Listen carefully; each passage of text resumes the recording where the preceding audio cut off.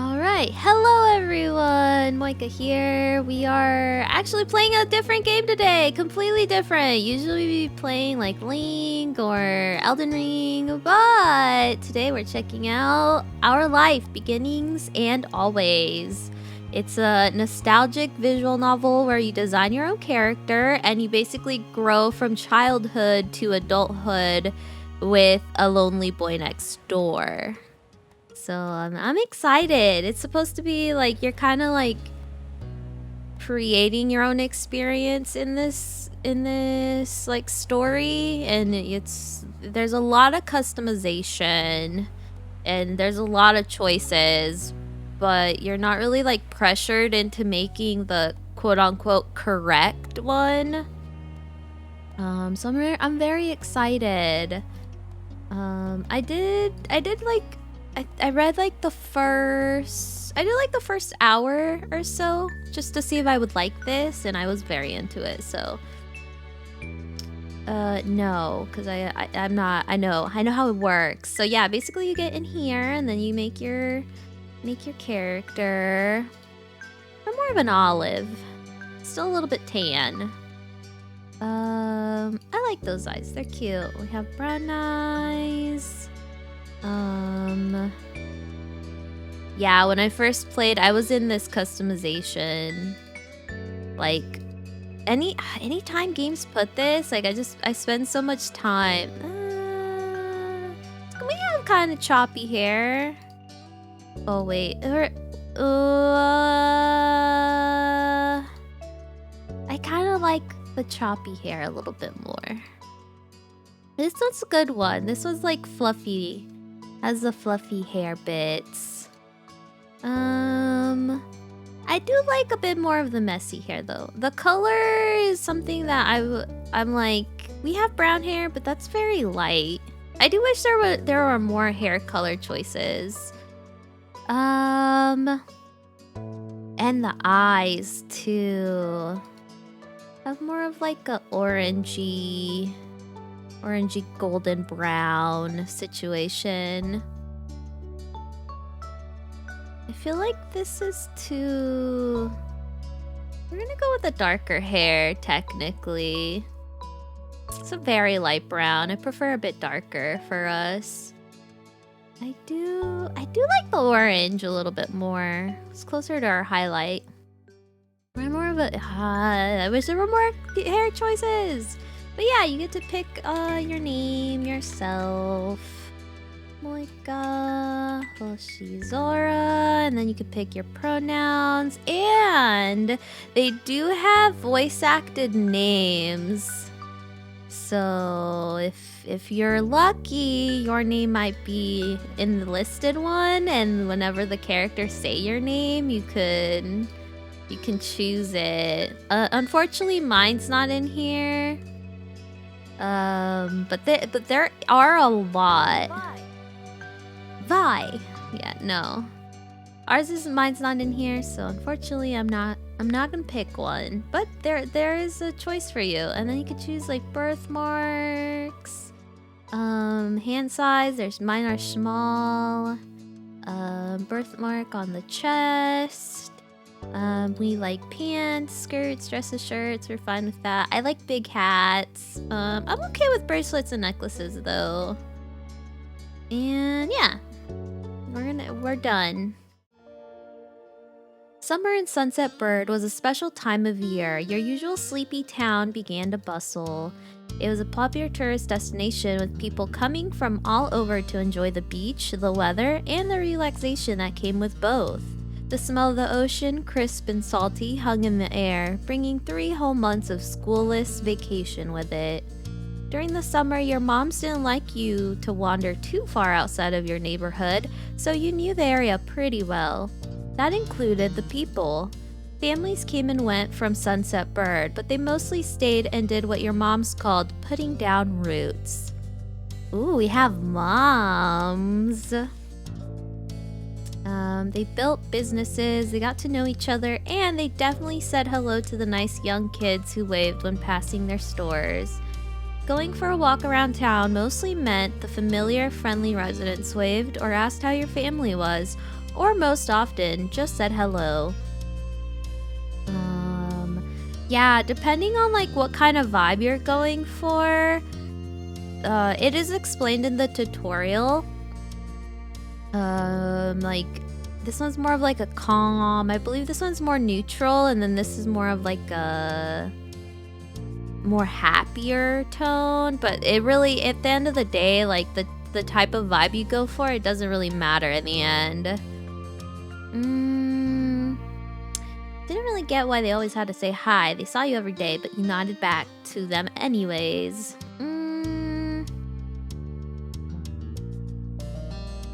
I feel like for me personally, I would end up saying hi to a lot of people, even though I would be like, I do see a lot of you, and I don't get why you would have to do it every day, but I would like say hello back.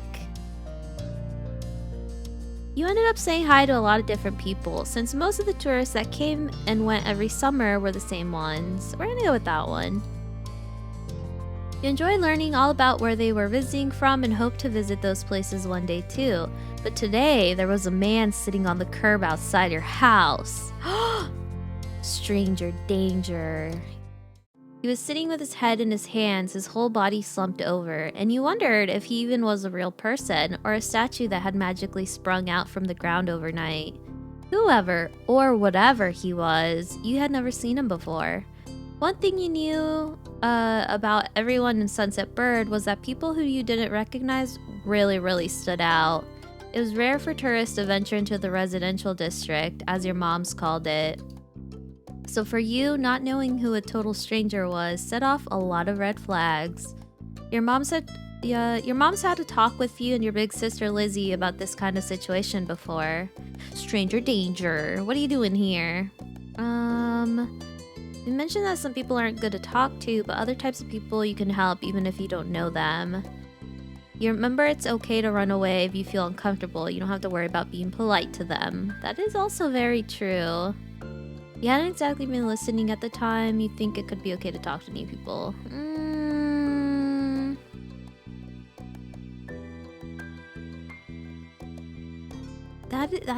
The middle one is true, but at the same time, like, yeah, if you're not feeling comfortable, listen to your gut feeling. Like, just don't talk to me, stranger. You weren't sure about this man yet. Felt a bit scared knowing that he was blocking the way to your front door. You were pretty interested. You wanted to know more about what's going on. Whether he's nice or not, you don't want to be bothered. That is a mood. That is very true. Personally, though, I would be scared. I'd be like, why are you in front of my house? Blocking my door. Like, how am I supposed to get inside safely?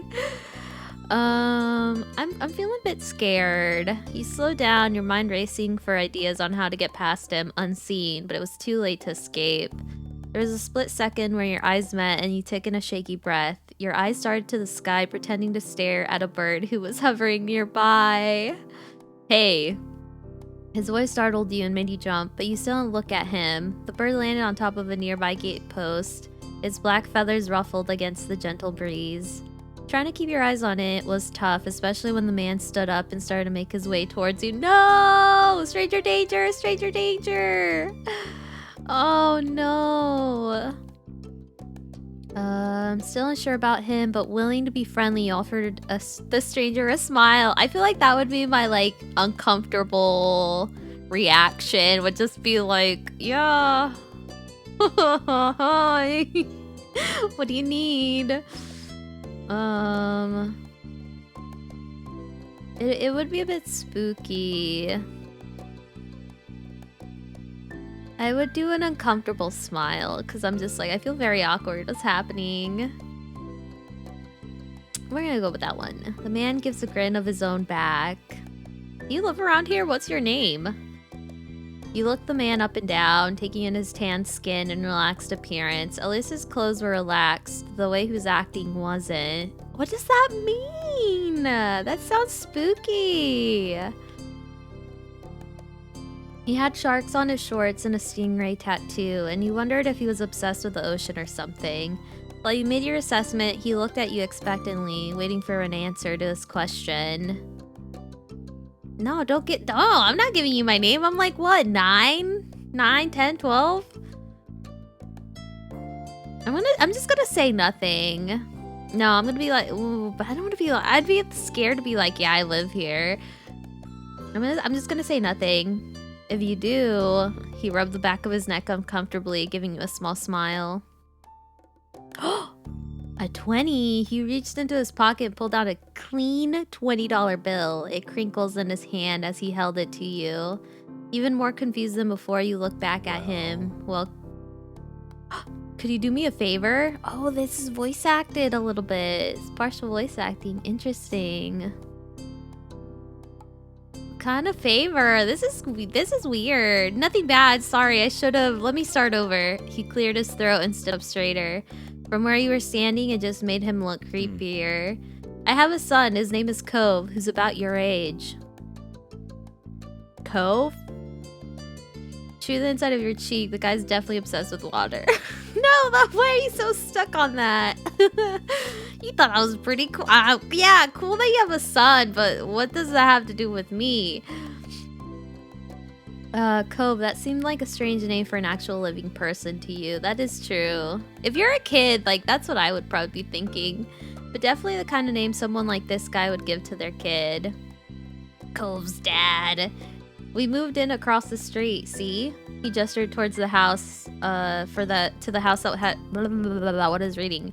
He gestured towards the house that had been empty for a year, his watch catching the late afternoon sunlight and reflecting off the walls.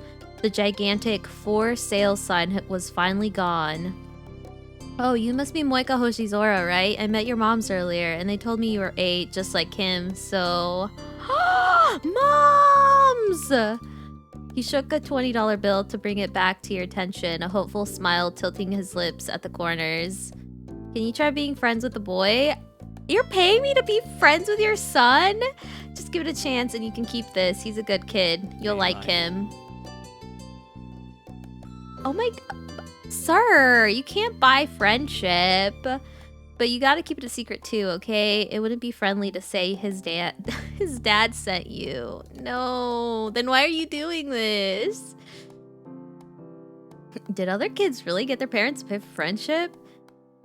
I feel kind of sad. I feel kind of sorry for Cove. I'm sure his dad is really trying, but this is not it. This is not it. Definitely wasn't normal.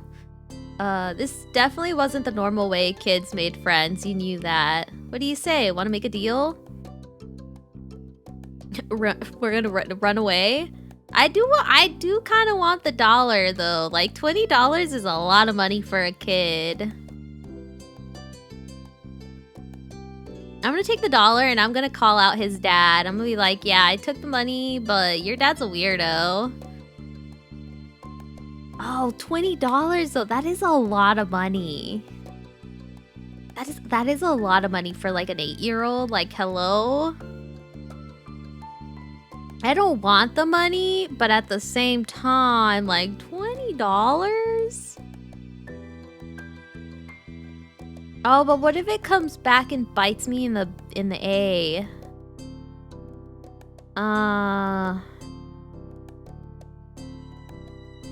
Whatever, I'm a greedy kid. I want the $20.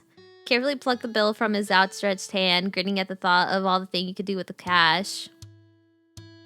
All the sweets we could get. You could buy a ticket to the newest movie. Cute stuffed animal. Cost you a few dollars to set up a library card. That don't cost me nothing where I'm at. You weren't even sure yet. That's true.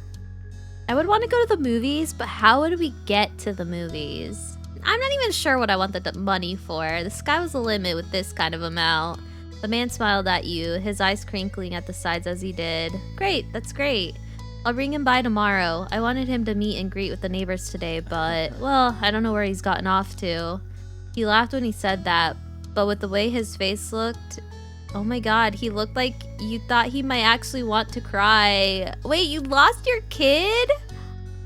Sir, go look for your kid. Stop soliciting friendship for him. If you see him, can you tell him to come home? He's got a pink cast and glasses. You can't miss him. I can try. You nodded, but not certain that you'd find Cove, but willing to look. The man smiled, reached out to pat you on the head, paused before doing so, then pulled his hand away instead. Yeah, don't freaking touch me. Your moms are already checking around for me. Such a thoughtful group you are. Now I better go look too. Can't put everyone else to work while I keep sitting here. I thought you might come back, and that's not important. I have to go. Thanks again, Moeka, so much. You're welcome. He jogged off the street without another word. You decided to check the hills behind your house. Oh my gosh, dude, this guy. Step 1, first sight. Chirping of the crickets in the tall grass greeted you, quiet and familiar. From the top of the hill, you could see the ocean. As you walked, you listened to the crash of the waves on the shore and the seagulls squawking as they settled down for the night. Ooh, this is so pretty. You love to hear the stories about the ocean, about the merfolk and sea serpents that you imagine living beneath the waves. Oh, this is true though. I don't like the sand. The sand is not that great. But I do like the beach though. It's very pretty. I like hearing about the stories about the sea. Sometimes Sometimes you could almost convince yourself that you had seen a flash of a shiny mermaid's tail in the distance. You took in a deep breath. You wanted to try to relax and couldn't. You weren't sure what, but something told you that you weren't alone, so you glanced around. Who are you? Hey, he has the pink cast! He has the pink cast! There was a boy sitting at the top of the hill, almost completely hidden within the long grass and white flowers surrounding him. His head was buried in his knee, staring ahead by himself. For whatever reason, probably just that he wasn't paying attention, he hadn't noticed you yet. You watched him a minute longer, feeling a little bit like you'd found a deer in the wild. Though deers didn't have green hair. But this new boy did. You watched as it fluttered softly around his face in the breeze. After a few seconds, he took a step forward, then another. And then he glanced your way. His aquamarine eyes reflected the light of the moon. You stopped, raising a hand to acknowledge him and show that you weren't scary. Hey, Space Cadet! With a start, he jumped to his feet, his hands balling into fists at his sides. He didn't say anything, just stared at you in a strange way. No, he's crying. I'm sorry. I didn't know you didn't like to be called the Space Cadet. He'd been crying. There were traces of tears on his cheeks and his knees, soaking the hem of his shorts, and his eyes were still shining with a few more. You'd obviously caught him off guard. His pink cast seemed to glow in the twilight, though when he caught you staring at it, he hid his arm behind his back. Something the man earlier had said stuck out to you. Cove? His eyes widened as he studied you. How do you know that? You touched the money in your pocket, feeling it crinkle beneath your fingertips. I'm all-knowing. That's a lie. Tell the truth. Okay, your dad told me who you were. Oh, dang. So is this your hill? He gestured to his uninjured arm, to the patch of grass surrounding you, his face falling at the prospect. I can leave if it is. You don't have to. Can't own a hill. Well, yep, it's my hill though. Yeah, it's my hill. Bye then. Wait, you can stay? I'm not kicking you out. But you said, I don't have to make people leave just because it's not theirs. Other people can visit. His face relaxed a little bit at that, and he toed the grass beneath his shoe timidly. Oh. He sat back down with a thump, resting his chin on his knees again. Curious about the strange new boy with the odd dad, he sat on the patch of grass next to him. The pure white flowers that covered the hill rocked back and forth gently as the stars twinkled above. The way they dotted the sky made them seem like flowers too. The night wind was cool as it traveled over the sea and ocean and up the hill, chasing away the heat from the afternoon sun. Why are you here? Quiet hiccup escaped Cove as soon as you asked the question. Almost like he'd never stop, his tears started up again with a vengeance. My parents, they don't want to live together with me anymore. Tears fell fast and heavy over his flushed cheeks, sticking to his dark lashes. My mom made my dad leave, and he took me with him. And now we have a house here, and I want to go home. Though the outburst took you off guard, by the time he was done wailing, Cove's chest was heaving with exhaustion. He sniffled and removed his glasses, wiping his eyes with the back of his hand before he put them back on again. I hate this place. I want my real life back. I want my mom. Oh, no, poor baby. Oh, I'm so sorry. That is so rough. Stop crying. Aww. You'll like it here. You just have to get used to it. He slipped his hand underneath his glasses and pressed his fingers against his eyelids. Cove wound himself up again for another long crying fit. Sunset Bird was a nice place to live. It had oceans, playgrounds, and a good school. At least you thought so. But from the way off in the distance, you heard your parents. Moeka! Kids, where did you go? Cove looked at you, tears still clinging to his cheeks. Don't tell them we're here. I don't want to go back at that house. I want to go home. Aww, poor baby. You can handle it. No, that's kind of mean. It'll be okay. You were struck by a sudden need to reassure Cove. It's not gonna be all fun, but isn't he your family too? Yeah, I guess. Then you can count on him when you really, really need him. Shot him a grin and pushed yourself to your feet. Slowly, Cove stood with you, still looking a little reluctant. His dad's voice rang out again. Cove, can you hear me? He looked towards the sound of his dad's voice, silent, then turned away while rubbing his not bandaged arm. Sorry. Aw, I still don't want to go. I'll just wait silently with him. Like obviously our parents are gonna find us. We'll just sit here silently together. Yeah, I get it. You do? Before you could answer, you heard Cove's dad, even closer than before. There you are, bud. Trio of parents appeared over the curve of the hill. Instantly, all their eyes landed on you, and as they rushed over. Both your whoa, mama, mommy, mom. Both of your moms were all at your side in a split second, faces filled with worry. Moeka, you're here after all. Oh, we had been at the park to check for Cove, and then we heard what happened earlier when you met the new neighbor. I thought you might have gone off further. Woo! Whoa, mama. No, we were just sitting here in the grass. Thank God you're both fine. Were you two having fun out here? He looked over at Cove, who was wiggling against his dad's tight hug and pushing at his arms. Yeah, I like him. I think he's... Oh my god, he's good. I think I'm gonna marry him. Whoa, that's too much. Yeah, I like him.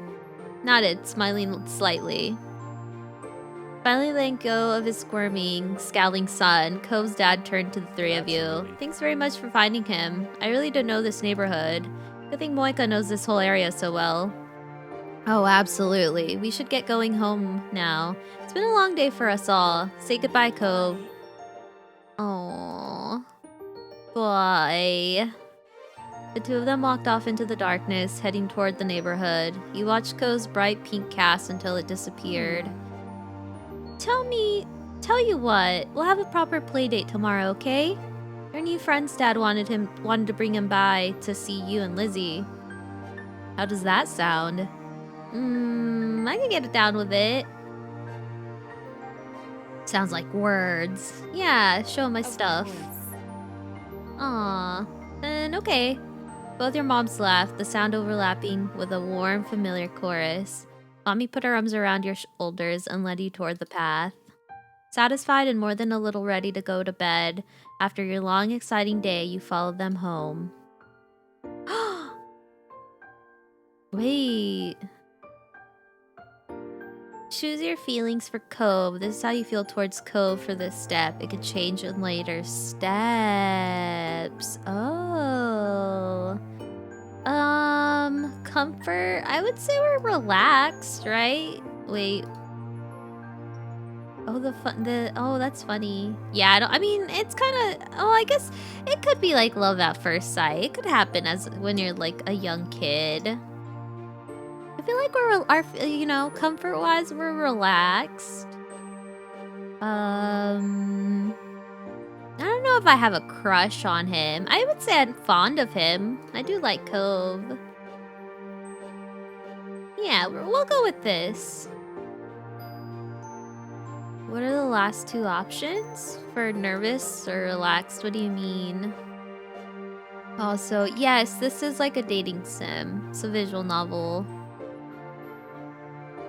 Aw, you get little plushies if you choose crush. That's cute. Yeah. Alright. Oh! Fond and indifferent. My bad. I see what you mean, Dave. I'm sorry, I'm in the way. Yeah, the last two are fond and indifferent. We're gonna go with fond. We are fond of them. Ready. Begin step 1 at relaxed fondness. You won't be able to change it until step 2. Yes. At the breakfast table the next morning, you finish your food faster than usual. Your sister Lizzie had run out earlier to go play, but you stayed put. Today, just like your mom had promised, Cove was coming over to hang out. Excited to see your new friend again, Moeka? Yeah, I am. How sweet. How sweet. Oh, I'm so happy you moved in. Okay. With that said, are you done with your breakfast? I don't know, am I? You gestured down to the empty dish in front of you, raising your eyebrows dramatically. Okay. We see. Good job. He should be here soon. Cleanup began, and then on cue, there was a knock. It was hesitant, like the person wasn't sure they were at the right place. Still loud, though. We need to get a more obvious doorbell. Oh, I know. Moeka, could you get it? Sure. Wiggling out of your chair without really pushing it back, you made your way to the door. Hey, Hojisora family. Thank you for having us.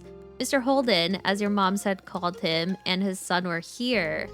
Cove Holden? What a name. Oh my god, sir. What is wrong with you?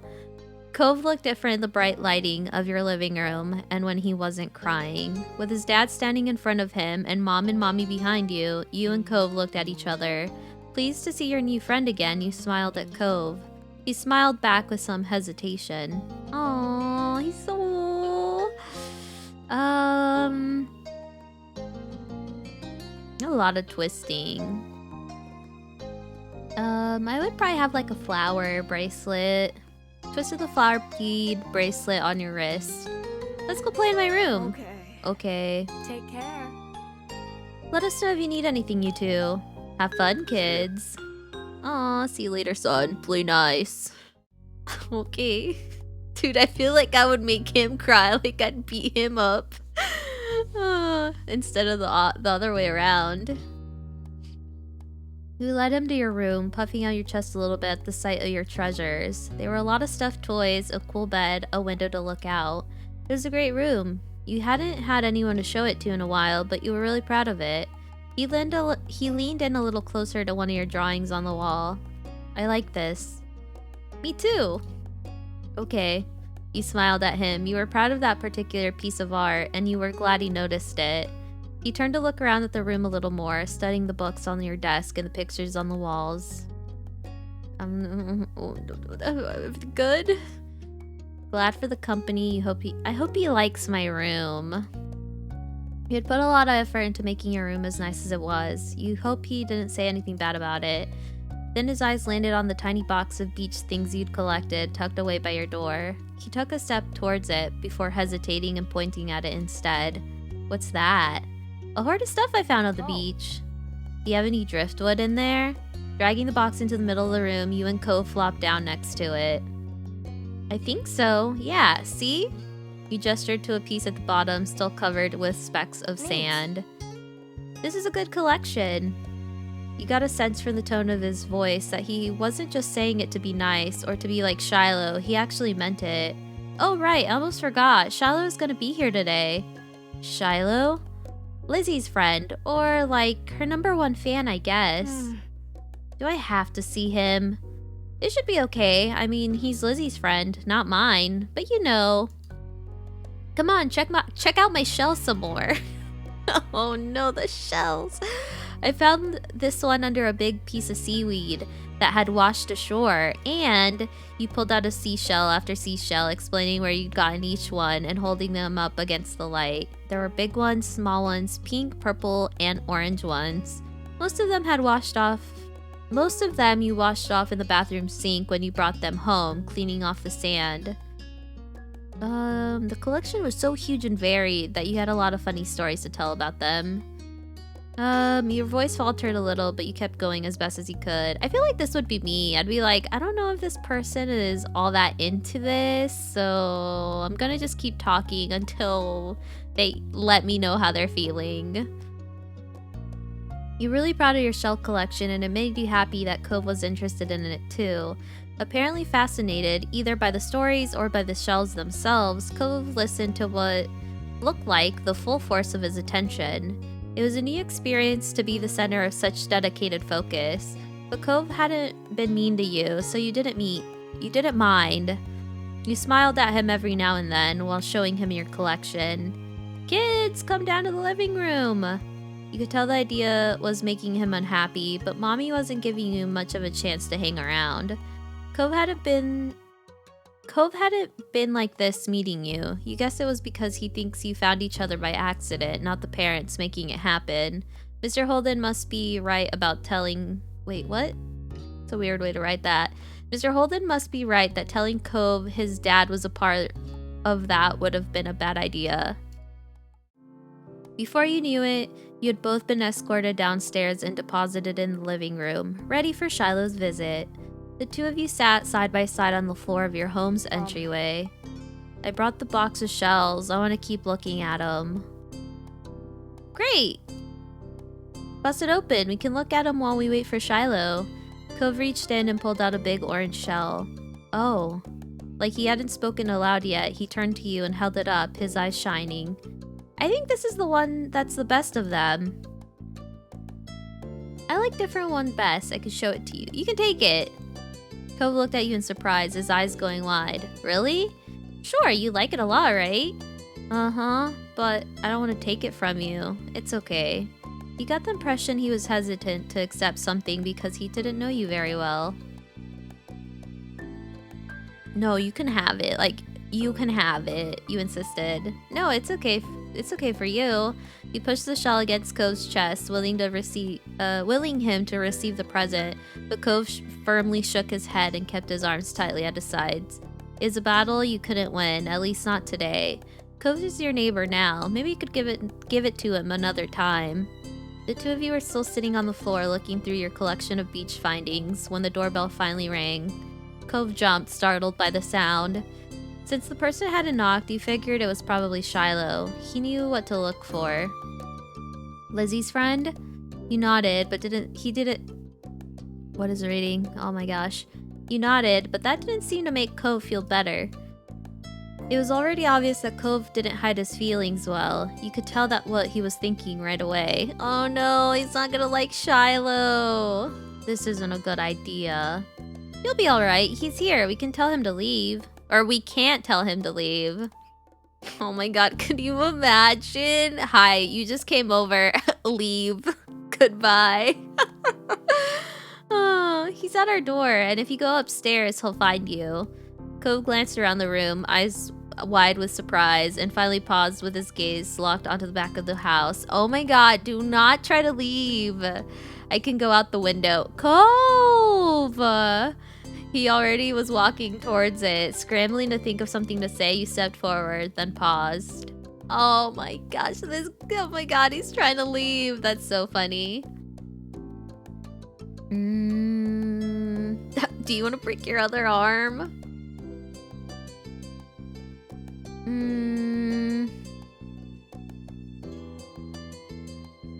I'll come with you. That would be a me thing to do, I think. I'll come with you. Hurry, they'll see where we're going. He glanced back at you, then nodded. The two of you made your way to the window together.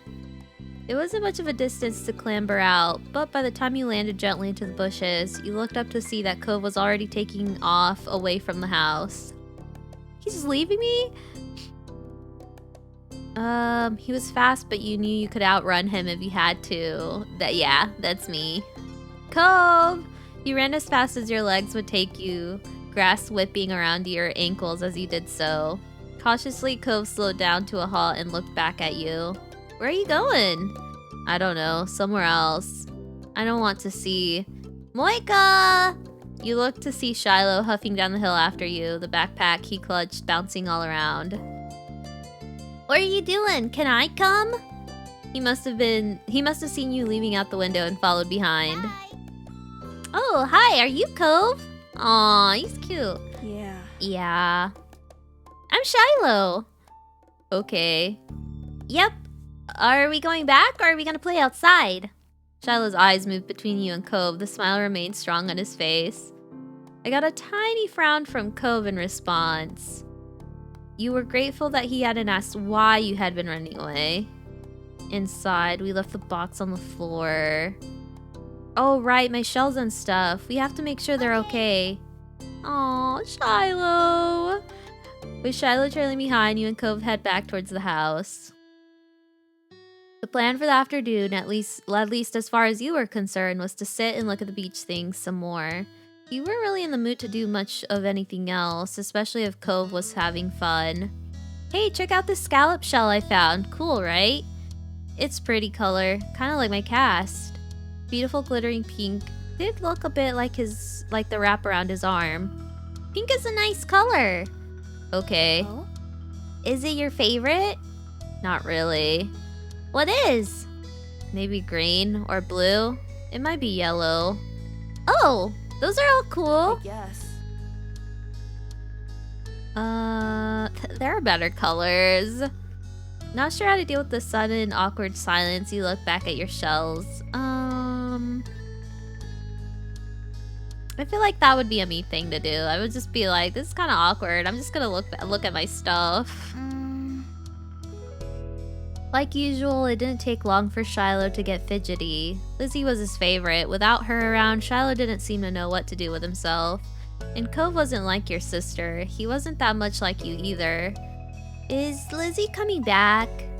Don't know. Where'd she go? I think she's at the beach, probably. Is she playing at her park? Cove's eyes lit up at the mention of the park, and he looked towards you. There's a park? Yeah, but it's old. Can you show me? I want to go.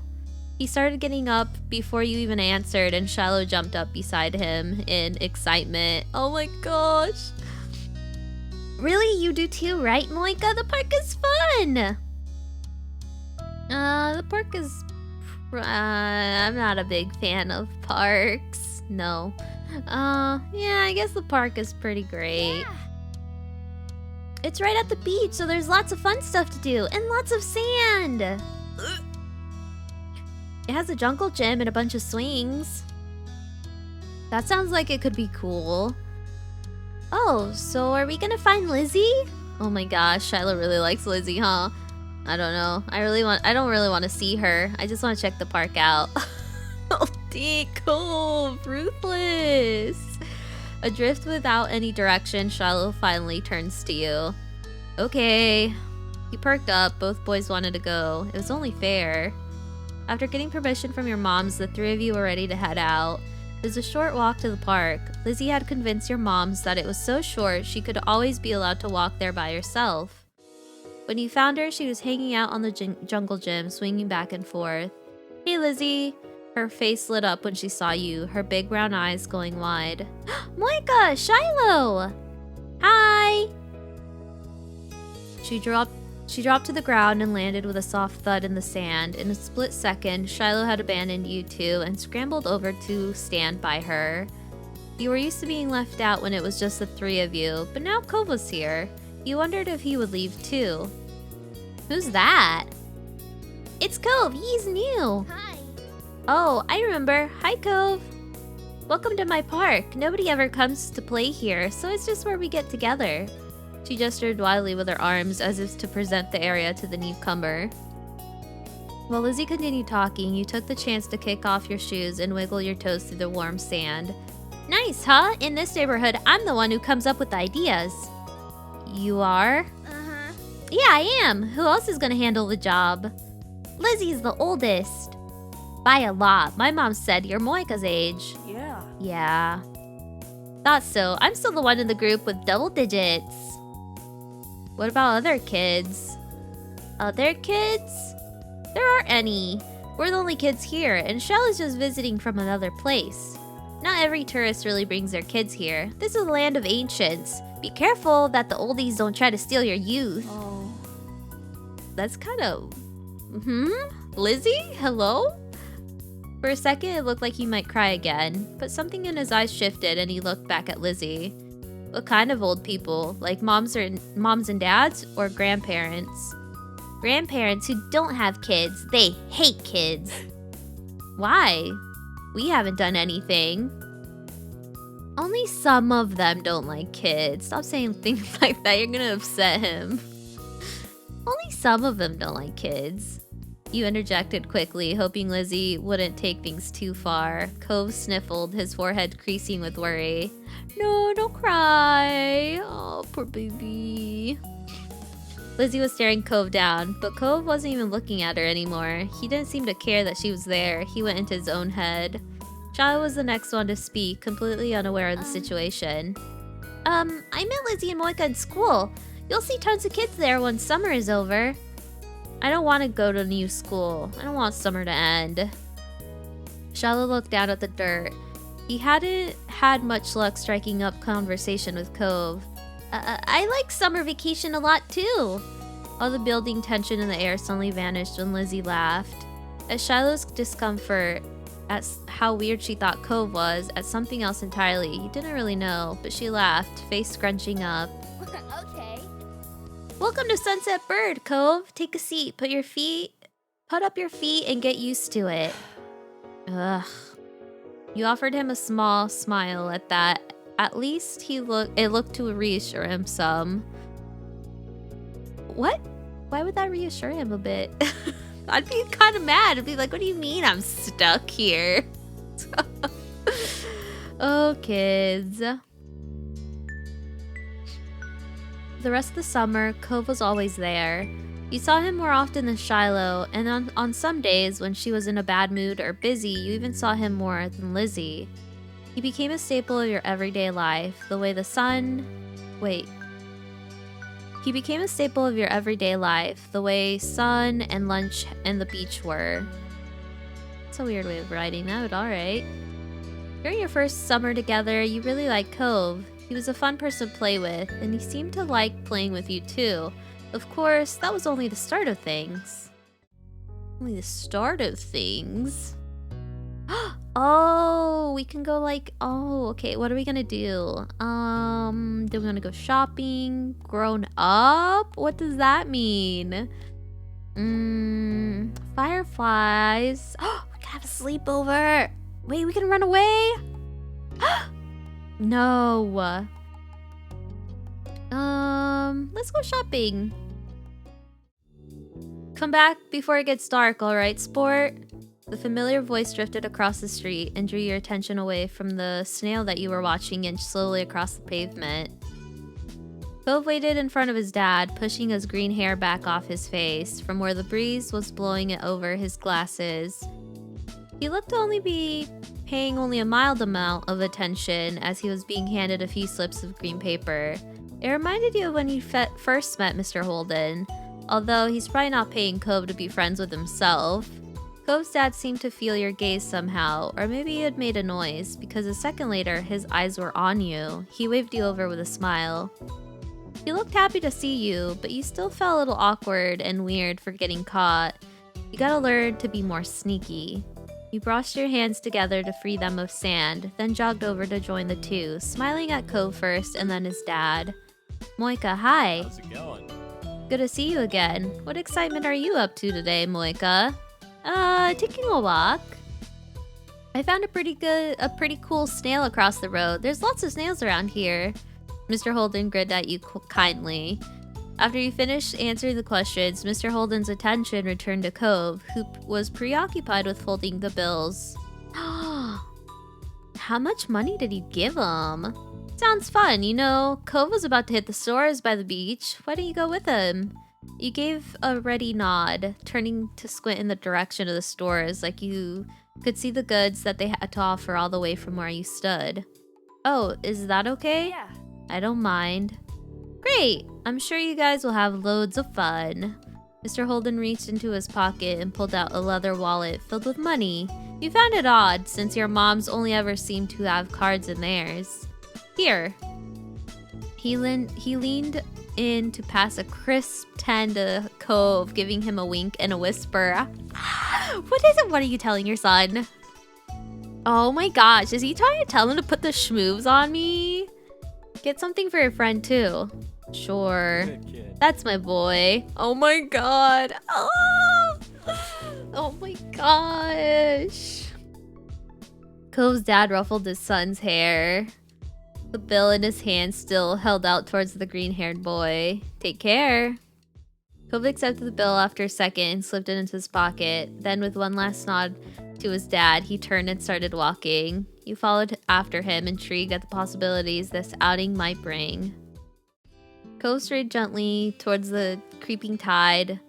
You fell into place beside him. Oh my gosh, it was a nice day, the sun was shining, and there were many clouds in the sky, though the wind coming off the ocean kept it from being too hot. You took in a deep breath, enjoying the scent of salt and ocean air. When you looked at Cove, he was dragging his feet through the sand a little, and you slowed down to wait for him. His eyes searched the ground intently. He's looking for shells. Are you looking for shells? Cove startled a little bit at the sound of your voice and mumbled the sort of. If you see any, can you let me know? You can manage that. You dropped your view to the sand, walking carefully so you didn't step on any.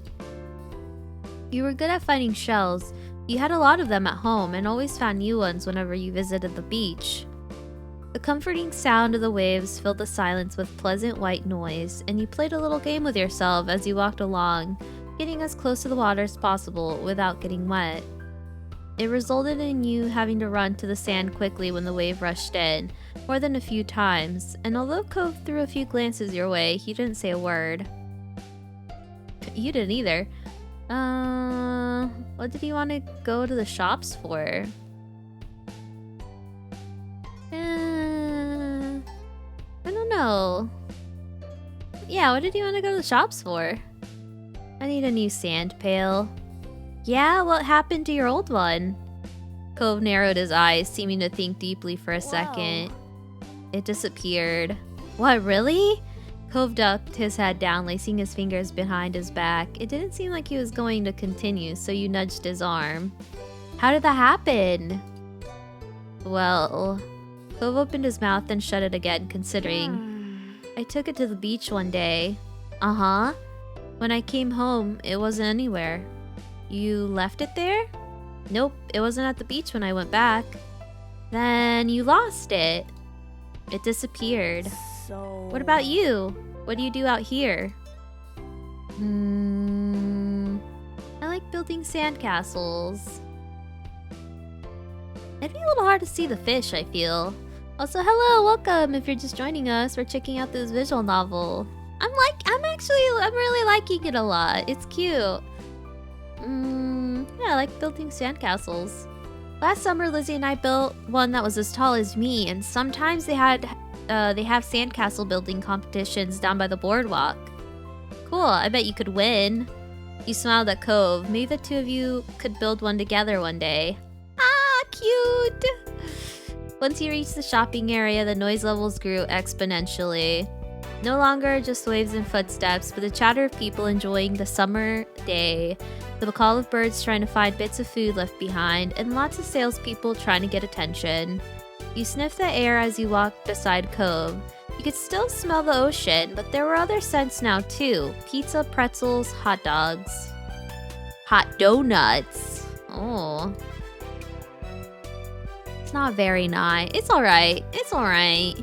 I don't know about hot donuts. Especially if it's summertime, I would want them to not be like piping hot, you know? Yeah, we're the churro stand. It's alright. There's a lot of things going on, but it beats staying at home and doing nothing at all. You were sure that you and Cove could find something to fill the day if you looked around a bit. Cove was glancing from one side of the street to another with a look in his aquamarine eyes that you couldn't quite work out. What's that? Cove pointed to a large group of people gathering near a few tables with large colorful umbrellas blooming from the middles. You couldn't see past the adults who were blocking the way, but you knew there must be something worth seeing.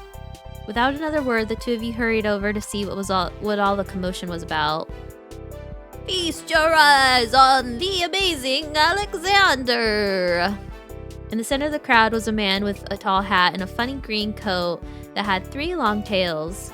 There's a little table next to him with a cloth hanging over it that read, The Amazing Alexander, in glittery golden script. Why tell people his name if it was already on a sign? Cove hummed with understanding, then turned to walk away just as the Amazing Alexander began shuffling a deck of cards. Maybe we could stay and watch? Cove glanced back at the man, then briefly lifted his arms off his eyes before returning them to place. Oh, does he not want to stay? Also, thank you for the resub. Hello, Alistair. Moeka, these numbers getting too big. I know. 51 whole months. Thank you. Oh my gosh. You might be one of my longest streaks. Just about. Cove glanced at the man, then he briefly lifted his arms up off his sides before returning them to place. You grinned, waving him to follow you as you raced back to stand in the crowd. With that, it began. The magic man pulled one card out of the deck, showing it to the curious onlookers. It was a 4 of diamonds. Watch closely! You did, squeezing through a few adults onlookers to get a better view. Suddenly, the man snapped his finger and the card just disappeared. Whoa! The amazing Alexander, who had earned his title, turned his head and looked directly at you. He reached out with a kind smile. What's this behind your ear? You tell me, bud. This had been going... This had to be going somewhere and you needed to find out. He smelled like popcorn and candy when he stepped closer. It was great. That's so funny. You felt a tug and then he pulled the 4 of diamonds out from behind your ear. What? You knew it couldn't really have come from your ear, but you still didn't get how he'd done it. There was a light applause from the crowd and the man gave you a deep bow. This is for you. The magician plucked the pair of balloons from a clump of them tied down at his table. Both of them were in the shape of a dolphin instead of it being a normal circle. And one for your friend too. Thank you for being my assistant. Wow, that's amazing! Now you were really grateful he chose you. After that, he went to someone else in the crowd. Pick a card, any card. My uncle does that every time he visits, not the balloons, the stuff with the cards. Ko spoke plainly, reaching over to take the dolphin that had been designated for him. Maybe it wasn't so special. It was special to me. Also, I love your chat overlays. Oh, thank you. We've had it for a while. I had fun. You saw a magic trick and you got a great balloon. That was more than enough to make it a worthwhile event. You thought that if you could find a card to practice with, maybe you could make it disappear too. The crowd started to clear some, and you noticed to the sides there was a whole rack of brightly colored kaleidoscopes on display.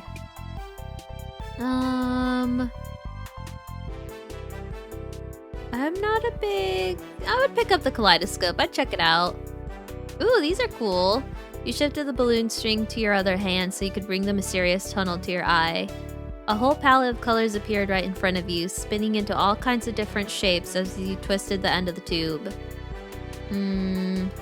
Both picked one up and looked through it, twisting the tube at the end. After a second, he set it onto the rack, moving to the other side of the stall. He went under the awning, careful of his own floating dolphin, and you joined him. Are you having fun? I hope you are. He nodded, and you smiled back at him, happy to hear it. When Ko moved towards the stall nearby, you followed beside him. Aw, cute! I like the little crab ones. The sharks are cute too. Cove looked at the sand pails and you were drawn to a table with colorful keychains laid out on it. They're all sewn into the shape of sea creatures, and there was a plaque that read, "Homemade," standing proudly in front of them. There were a lot of different types. You saw dolphins, a shark, a crab, and a turtle. The shark is really cute. But the crab is funny. Crabs are cute and funny. The shark is really cute though. But the crabbies would be like fun to hold. Yeah, they'd be really fun to hold. Like, dee-dee.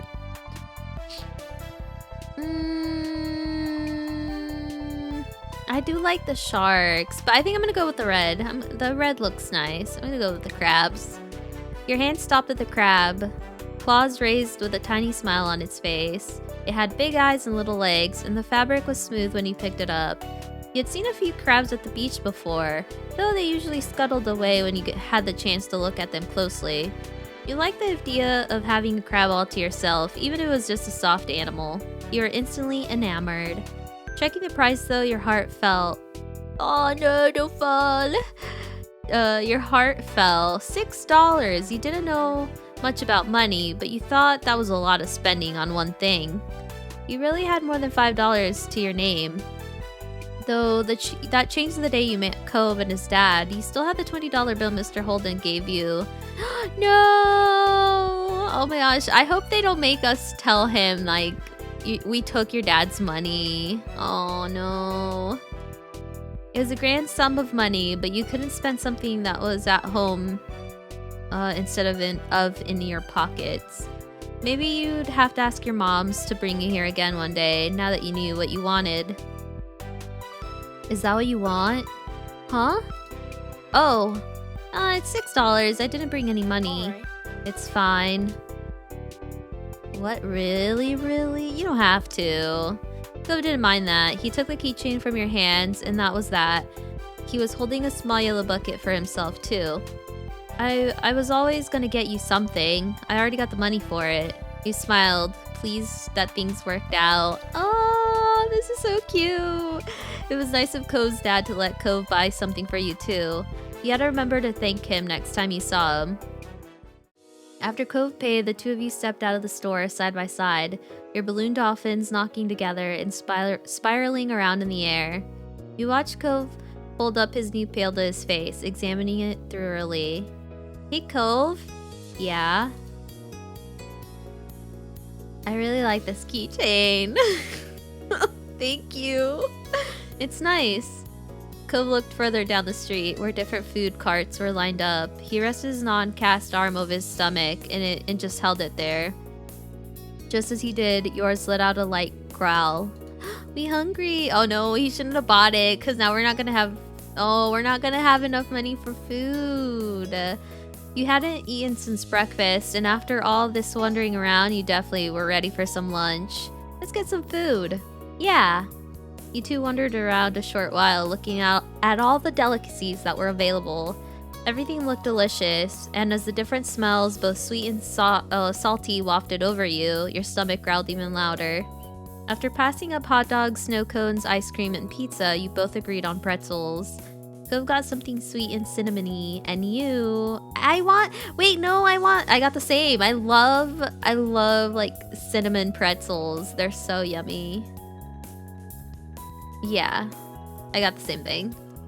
You licked your lips hungrily as the vendor handed you the pretzels over, ready to take a big bite.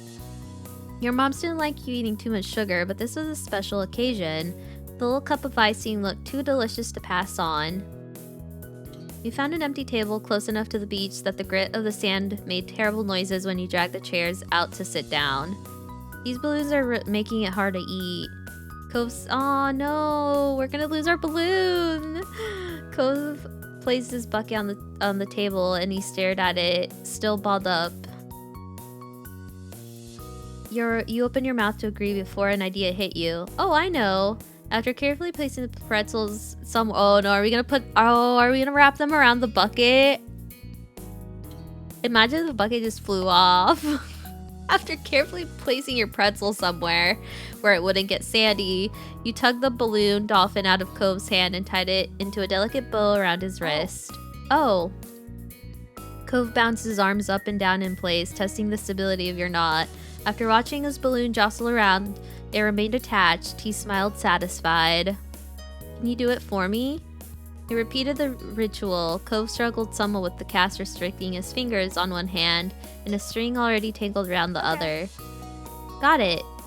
The two of you spent a moment admiring your handiwork, both hands now free to munch on your pretzels. Oh, I want one too. You bit into the doughy treat, savoring the taste on your tongue with a smile as you looked out over the ocean. After a time you finished your pretzels, you were done before Cove. It was boring not having anything to do. You pulled on the string of your balloon to bring it down to your level. Then you held the dolphin in your hands, manipulating it to look a bit like it was jumping through the air. If you turned your face towards the beach, it almost looked like it was swimming into the waves like a real dolphin. A laugh came from your side. Oh no, he's laughing at us! When he glanced back at Cove, he had left the remaining part of his pretzel on the wrapper, and he was gripping his dolphin too. Oh, we get to pick our name. Mine's is what is this wording? My dolphin's name is Cherry, and she's an alien because she comes from space. When no one is looking, she transforms back into her true alien self. She has purple skin and 10 eyes. Oh, sick. You sigh, wishing you could meet a real-life alien. What's yours? Cove considered the question, placing the balloon against the table and resting his free arm across it in contemplation. It's... With a loud pop, the dolphin exploded into ribbons. No! Oh no! Oh no! For a split second, Cove did it. Oh no, dude, I'm in shock! Oh. For a second, all Cove did was gape in shock like you. Then his cheeks puffed up, squinting his eyes, and you saw the tears start to glisten. No, don't cry. Oh, Cove, no, come here. Oh, Moeka, Oh no. He would be fine. Stop crying. Oh no. If I try to give him mine though, he's not gonna want to take it.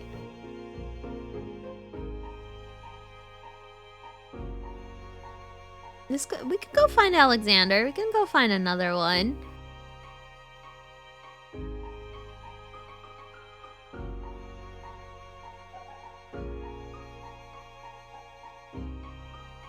We can go find Alexander. Maybe that amazing Alexander's still there. I'm sure he'll give you another one if we tell him what happened. After a long second, Cove gave a tiny nod. Take his hand. Let him take his hand. You took hold of his hand, and he brought his gaze back down and gripped yours in turn. Oh, cute. Also, hi, Gleam. The two of you wandered up and down the street, but you saw no signs of the amazing Alexander. Finally, you were forced to give up. Still, it seemed to lift Cove's spirit, and that was good. The passing of Cove's balloon was the last major event of your adventure. In the end, the two of you headed back late afternoon. You separated on the beach, and while Cove went straight home with his brand new sand pail in hand, you decided to sit for a while. You watched the waves and the sunset, filling with your new keychain. Another summer day was drawing to a close. It had been a good one, except for the final sad note. Crying. So do we just do it in these orders then? And then summer ended. Yeah, I guess you could just, if you don't want to do the story stuff, you could just go. But I'm liking this though. Grown up? What does that mean? We'll just, I guess we'll just do them in order. Wait, but we talked about building a sandcastle. Let's do sandcastle. Cove wasn't able to do many things that summer.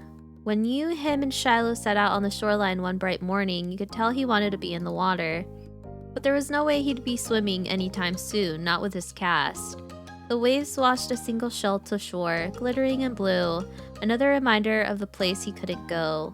From what you'd heard about Cove's old lives so far, in little tiny pieces and fragments, you could tell that he'd do anything to be able to get the cast off.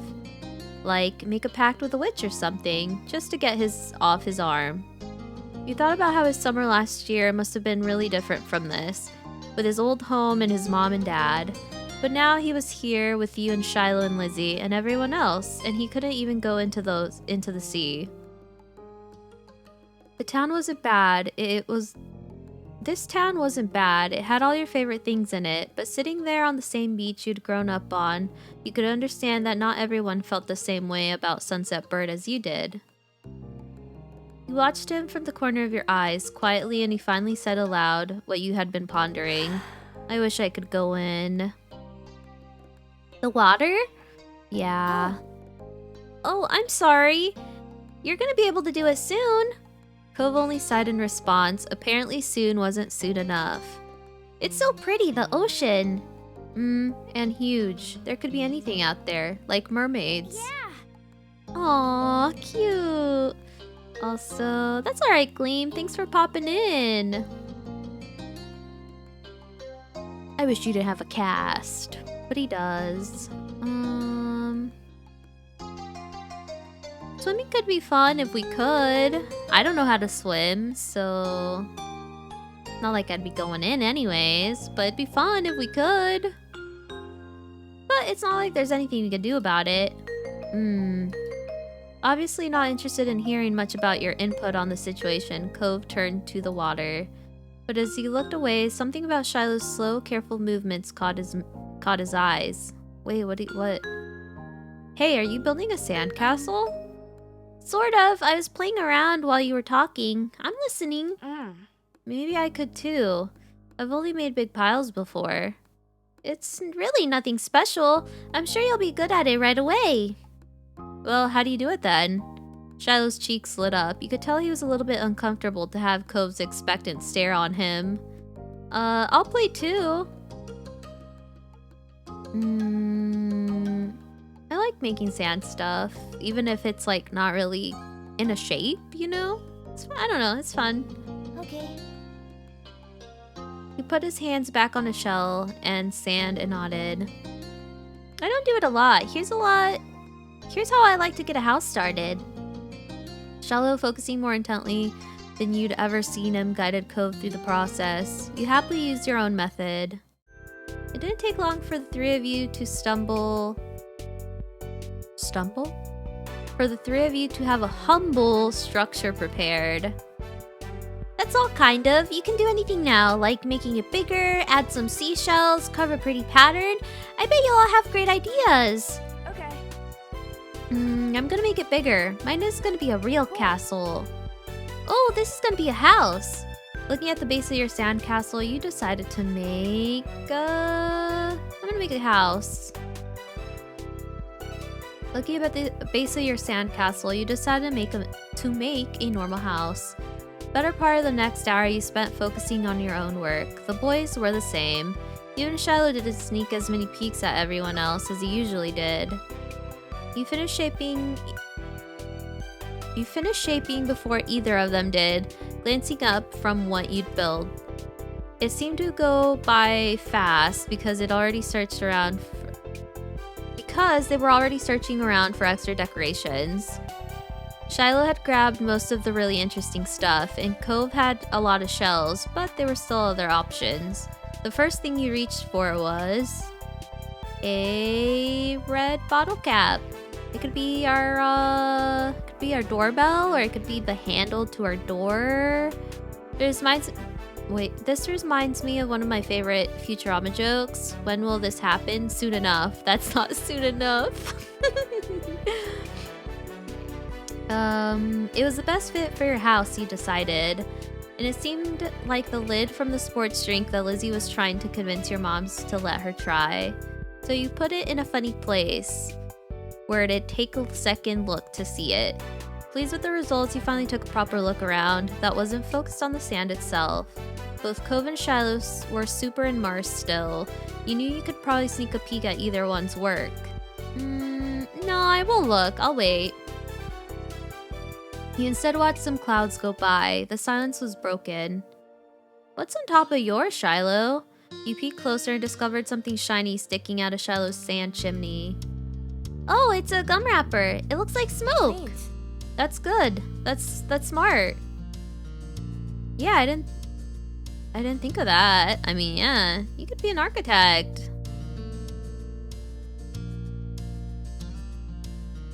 He could, I mean, I don't know, he could be an architect, yeah. No, I'm gonna say, I didn't think of that. You really know a lot about this. Shiloh smiled without a word. And then, that was that for the current topic. Moeka, can I see what you did? Sure. He scooted a bit nearer and began surveying your work. He'd built a comfortable little house with a tree in the front yard. The tree had been a bit hard to keep standing up by itself, but it turned out pretty well. Shiloh quickly decided to jump into the new conversation. Hey Moeka, what did you do? This is my house! I built a house too, that's so neat! No one else has a castle. Yep, it's just you. Phil phrased that as though it was a point of pride. Shiloh's sing-songy tone gave the impression of something else. You weren't quite sure. Cove's confused face meant he must have also felt strange about it. There's nothing wrong with doing something different, you thought. Maybe Shiloh didn't feel the same way. Uh-oh. No, don't take it the wrong way. If something is only one of that thing, that makes it special. Yeah, for sandcastles and stuff. People too. My dad always says how everybody else is their own man, a real individual. Mr. Holden? What? What are you telling your kid? I don't know. I don't think I'm very special. Why? Why not? Nobody else is you. Shiloh simply shook his head. I'm not different. A beat passed between the two. Cove then looked down at his own work again. Okay. He didn't seem to be bothered leaving the disagreement hanging there. Cove had other things on his mind. My dad tried to get me to make sandcastles the first time we came to this beach. I didn't want to. Cove trailed off. Again, there was another moment of silence. Shiloh shifted and opened his mouth to say something, but Cove spoke up before he could. You didn't think he noticed that Shiloh was going to talk. Hey, do you know what happens when your mom met my dad, Moeka? What? You waited to see if Shiloh would say what he wanted to. When he didn't, you considered Cove's question. I wasn't there. They didn't tell me. I just remember what happened when I met your dad. No, why would you bring that up? Mr. Holden had been a weird stranger then. Well, he still kind of was. No other parents acted like him, but you knew him better at this point. Uh-oh. Now that you thought about it, it made a lot of sense that Cove's dad talked to him about people being unique. You were pulled from your thoughts when Cove continued. Oh, well, I was there. I don't think my mom has met your dad. Yeah, I'm pretty sure she hasn't. Moeka's parents and my dad met the same day I met her. I'm gonna say what happened. Oh, okay. Oh, my bad. My bad, Cove.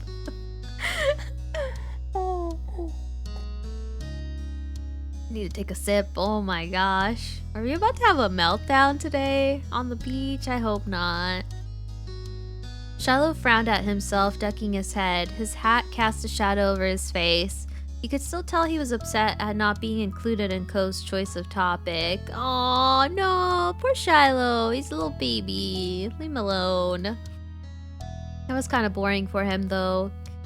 Though giving people their own turn to say the thing that was kind of boring for him, though giving people their own turn to say the things they want is also important too.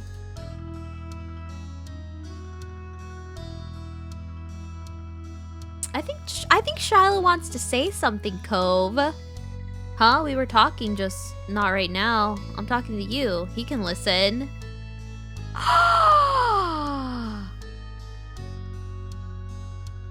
Cove! Shallow's expression barely flickered at the words. He still looked put off. Cove continued like the interruption hadn't happened. He was determined to tell his tale.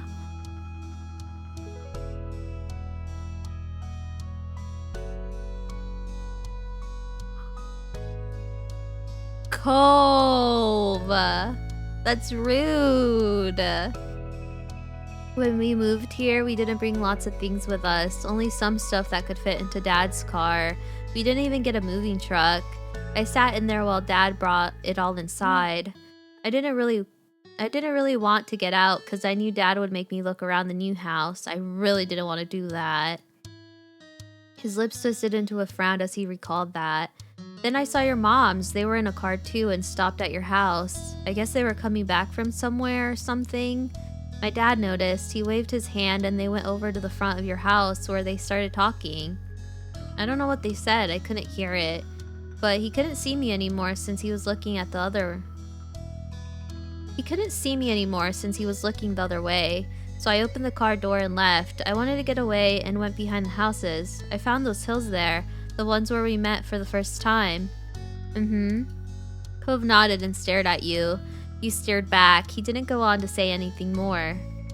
Are you going to finish your story? Cove's brow wrinkled like he didn't understand why you were surprised. That's all that happened. Okay. It's a pretty bad story, bro. You gotta really get better at telling stories, my dude. Okay. What is it?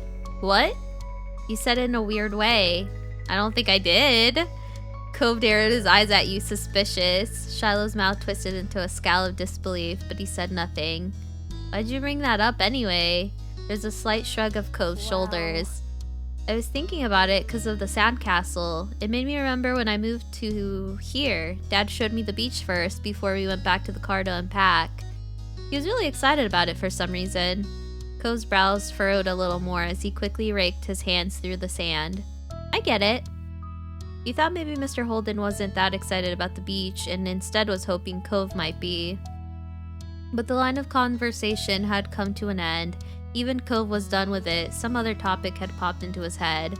Shiloh fidgeted uncomfortably in the sand. Aw, no, poor Shiloh. And it had made Cove aware of his presence again. They looked at each other and he could only wonder what this might be about. Hey, Shiloh. Yeah?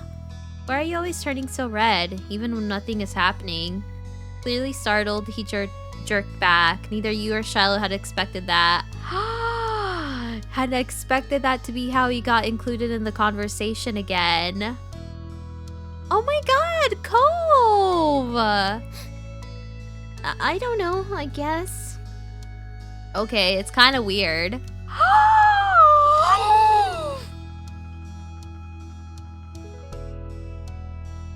Cove! Shallow's eyes were wide with embarrassment and his lips twitched, and he was blushing even harder than before. Maybe it's only this, perhaps it was simply the last straw, but it was a big deal to Shiloh. A huge deal. He didn't look sad, he seemed almost panicked. You weren't sure if he was about to cry or run away or what, but soon you got an answer. Why do you wear glasses? Most kids don't wear glasses, and nobody is named Cove. You to come. Oh my god! Who asked you to come? It was probably just your dad bugging Moeka's family some more because you don't have anybody else who'll play with you. Cove blinked. The tension of the beach had suddenly become uncomfortable in a way you didn't know how to laugh off. Oh my god, no. No. It had seemed like the kind of thing he'd get upset about. You thought you hadn't ever known what kind of thing would bother Shiloh. I'm sorry. Me too, I was just wondering. I'm gonna just nervously mess around with the sand. You picked some of the sand and turned it over in your hands. There didn't seem to be much that you could do to stop the fight, and you weren't sure what to do with yourself. Cove looked over at what you were doing and started building his own set of walls. Shiloh took a breath before kneeling down to his own patch of sand. It seemed like they both decided to try playing again. You were glad for that. You went back to making more sandcastles, but the whole mood had changed. Shiloh's cheeriness was clearly gone, and Cove looked as confused as ever about why the other boy had blown up. The air stayed uncomfortable for the rest of the afternoon, right up to the moment that Shiloh's mom appeared at the beach to take him home. Cove and Shiloh had mostly followed your lead and barely said a word. His mom standing behind him, even Shiloh's goodbye had been quiet, friendly, cheerful, but noticeably quiet. Oh no, poor baby. But with Shiloh gone and the sun going down, you knew it was time for you and Cove to head back to your own houses. The two of you trailed to the park together towards the neighborhood.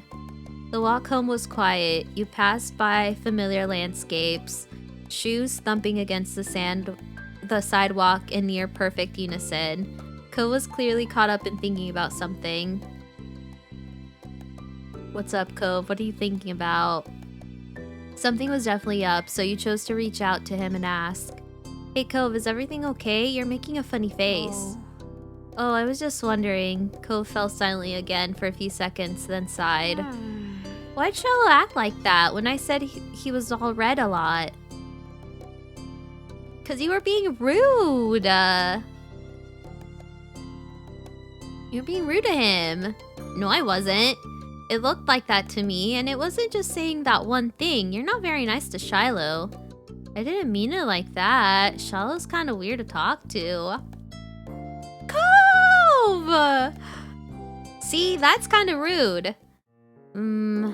I guess. I can get it. Why would he do that? Sometimes I get really mad too. I guess I can get it. Why he would do that. Sometimes I get really mad too. Despite seemingly coming to a conclusion, Cove's mood was still sour. Hey Moeka, was Shiloh telling the truth? Huh? His gaze left yours and he dug the sole of his shoe into the ground. He looked oddly vulnerable for a second. Does my dad make you hang out with me? I know he talks to your moms about that a lot. An uncomfortable silence. Oh no! An uncomfortable weight settled in your chest at that question. You like spending time with Cove. You didn't even have to think hard about it. You knew you did. But you couldn't help but feel guilty. Cove still didn't know what happened when you met Mr. Holden. Nobody's making me spend time with you. No, if I tell him, it would absolutely, like, shatter him. No, Shiloh shouldn't have said that, but I'm gonna leave. He's a kid. He's fine. Whatever. He can do it if he wants. Nobody's making me spend time with you. Cove's shoulders relaxed. You hadn't even noticed that he had tensed up. Yeah, that's what I thought too. Anyways, I didn't think you were pretending. I just wanted to make sure it was okay is all. Thanks for telling me. Your throat tightened. It was hard to meet Cove's earnest gaze again. Keeping secrets was hard. You're welcome. By now, the two of you were on the sidewalk near your houses. It was time to part ways.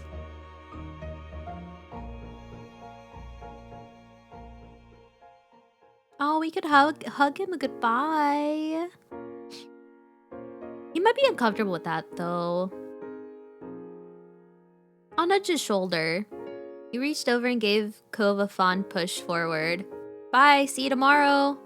He laughed a little bit and playfully pushed your hand back. He didn't mind the bit of rowdiness at all. Bye. Then you jogged towards your house. When you looked back, you saw Cove making his way to his house too. As if he felt your eyes on him, he turned, he waved, and you did too. You still felt a little unsure with what you were supposed to do about the deal with Cove's dad. We're not gonna tell him. You didn't want to say something bad or something you shouldn't. You had no idea how Cove would take it either. It would be terrible if it made him feel bad. But if he didn't want to play with you anymore? You might change your mind sometime. There was always tomorrow after all, but for now it was definitely something that you wanted to keep to yourself. With a final look, you went inside your house. Wow, that was a lot. That was a lot that happened. Grown grown up. One sweltering summer day, you were in the living room with Cove, listening to the sound of the birds chattering outside the window while you lay across the rug of the floor. Cove's dad had dropped him off earlier, and your moms had left the two of you alone, along with Lizzie, to play amongst yourself. It had been too hot for you to go outside in the afternoon, at least according to Mommy, so your sister was starting to get impatient, waiting for golf class that afternoon or evening. Golf class? Excuse me? She's like 10. Excuse me? The three of you had trouble finding something fun to do. The beach and the playground were off limits, and you felt that it was too warm for anything like playing with your fuzzy toy animals. Then suddenly a light came to Lizzie's big brown eyes, and her smile spread wide across her face. Having an idea gave her a new wave of energy. Since we're stuck inside, we should be adults. They don't play outdoors anyways. They're always inside and telling everybody that they're too busy to play. Why? Duh. I said why? It'll be fun, duh. Why do they come inside what do they do inside that we don't? Besides, use the phone a lot. Excluding a small huff, Lizzie decided to ignore Cove. What do you think? Moeka, what do you think? Do you want to? Sure.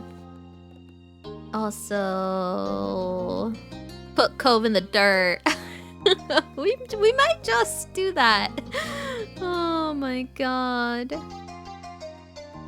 Oh, Cove. Wow, we've been playing for an hour and a half almost. I hope you guys are enjoying this. I'm having a lot of fun. I'm enjoying it. What do you want to do?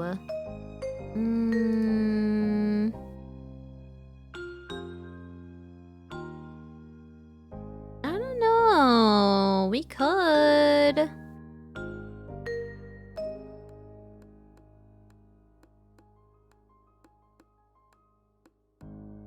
I don't know. I'm sure we could come up with something else.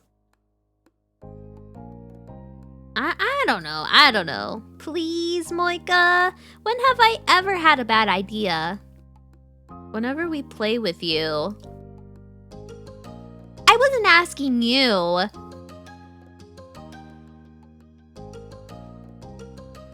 I'm just gonna keep hesitating because I don't know, man. These two are forces of their own. You look down at your hand, still unsure. Apparently tired of waiting for you to make up your mind, Lizzie sighed. Fine, go play over there, Moeka. You flinched from her raised voice. It definitely wouldn't be fun to join now. Me and Ko will do it ourselves. It's decided. He looked back at you regretfully. Wait, no! I don't want to be excluded. Now go on. Nodding goodbye to the two of them, you trailed off to find something else to do. Like he promised, Ko stayed put with Lizzie for the next couple hours while you read a book.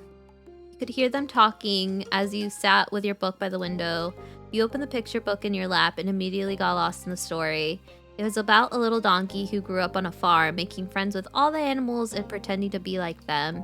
You liked the part where she swam around the pond with the ducks. It always made you laugh. You finished that book and went to get another, but before you could choose one, you noticed that Lizzie and Ko's voice were starting to get louder. Uh-oh, they're gonna start fighting. Curious about what's happening, you craned your neck to hear them better. At first, you could only pick up Lizzie's high-pitched shouting, giving orders, telling Cove what to do, yelling about sports and the Olympics. That was pretty typical for Lizzie, so there was nothing new there.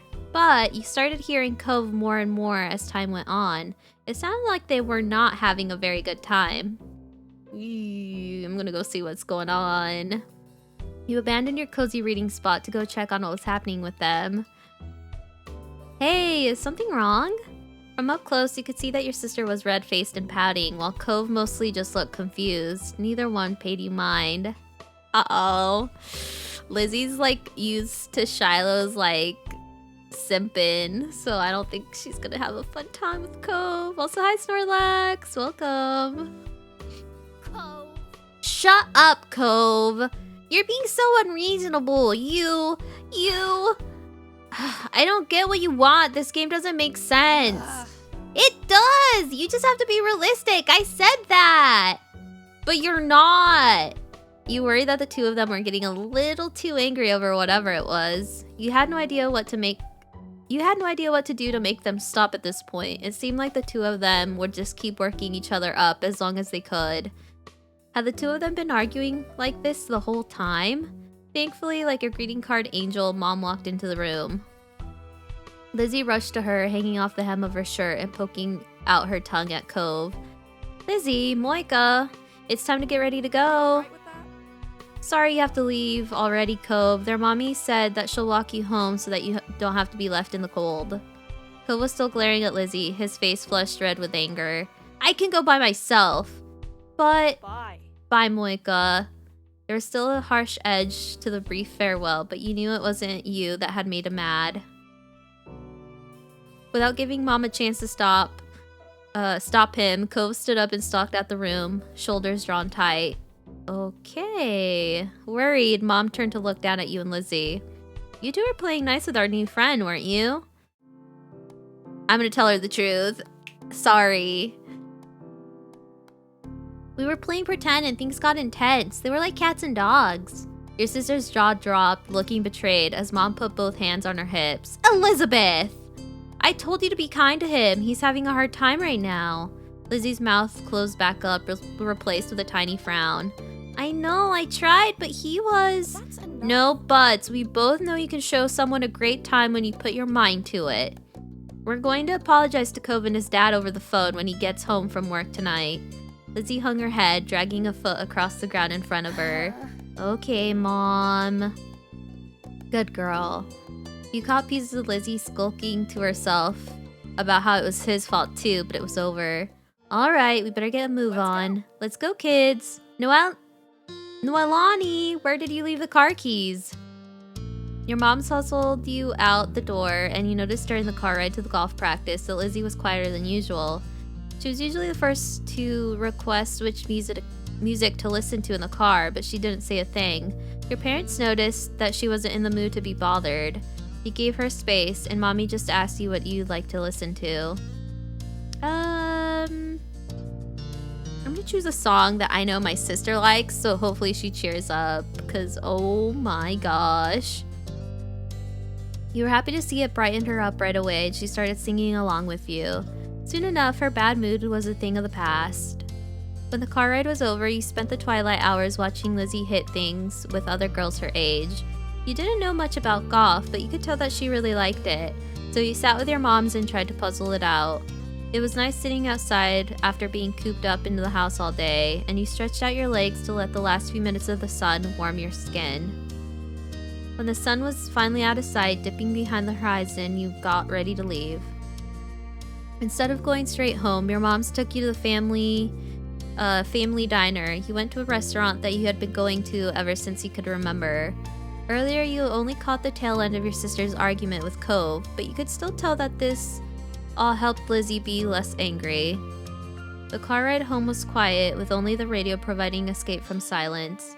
Lizzie had been in a better spirit now, but the closer you got to your neighborhood, the more she wiggled in her seat and frowned out the window.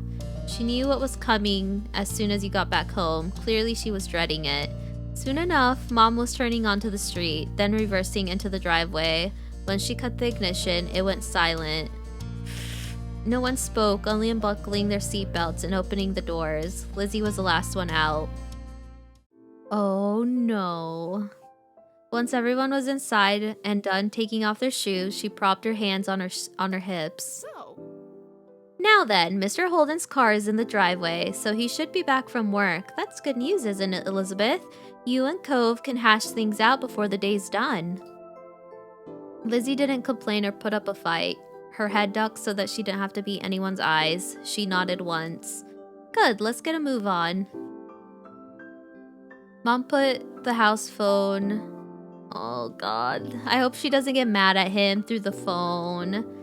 Mom went over to the house phone, the rest of you following behind her. Mommy put a gentle hand on Lizzie's shoulders as they walked side by side. You touched them from the back. This was only happening because you told on Lizzie.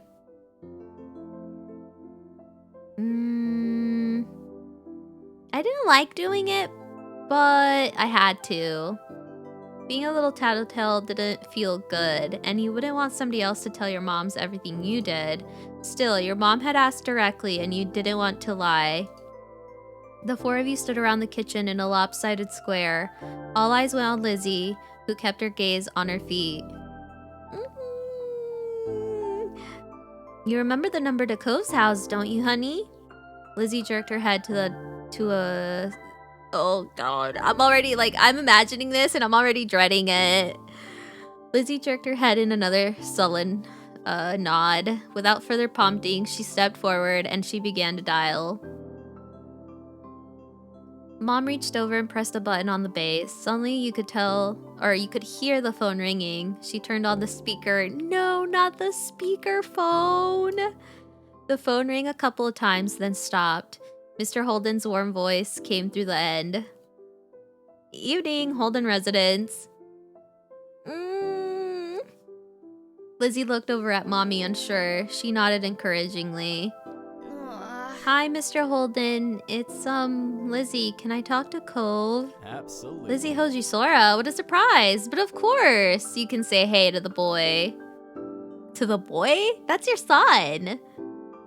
He sounded cheery as usual, but definitely meant it when he said it was a surprise. You thought hard, and you were sure that your sister had never called Cove's house before. How does she know the number? Excuse me? Mom spoke up before Mr. Holden or Lizzie could say anything more. Her arms were crossed over her chest, her lips pursed. Uh-oh. Hi, Cliff! Noelani, Moeka, and I are here too. Good evening. We're sorry to bother you so late.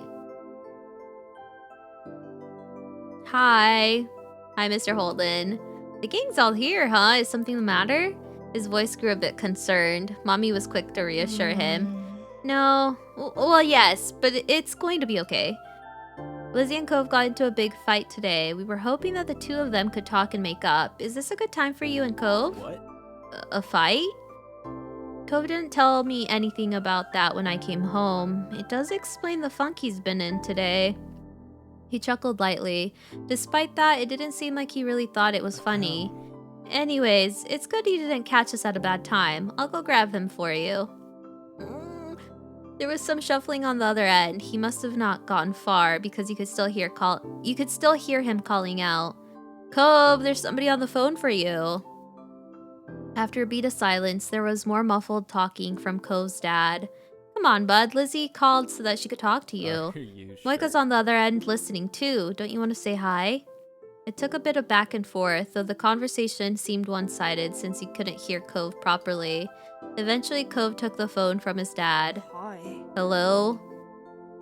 Hey, it's Lizzie. Yeah, I know, Dad told me.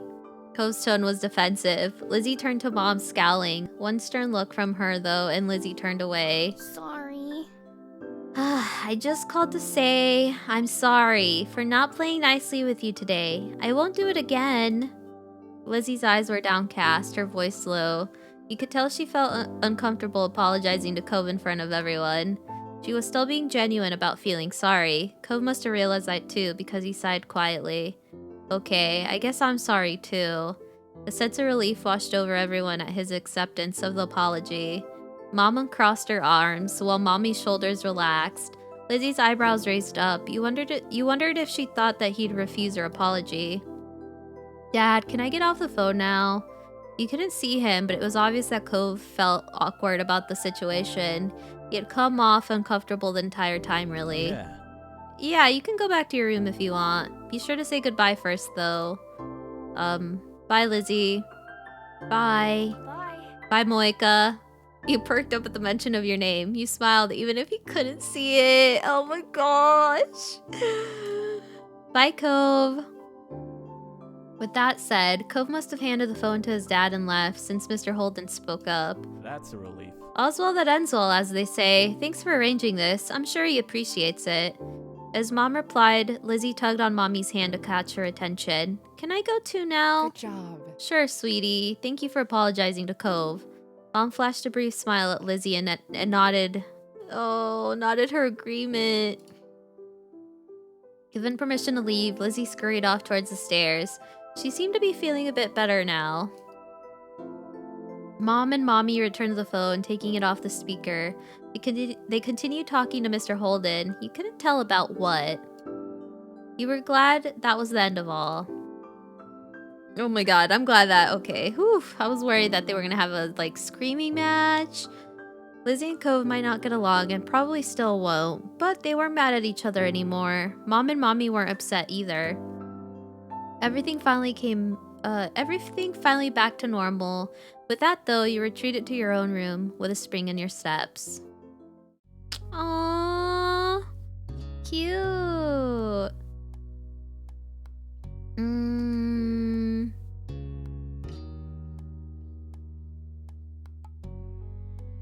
Oh, I want to do the barbecue one. Grown up? A long day. Long day makes me think that something bad's gonna happen. It was another scorching summer day.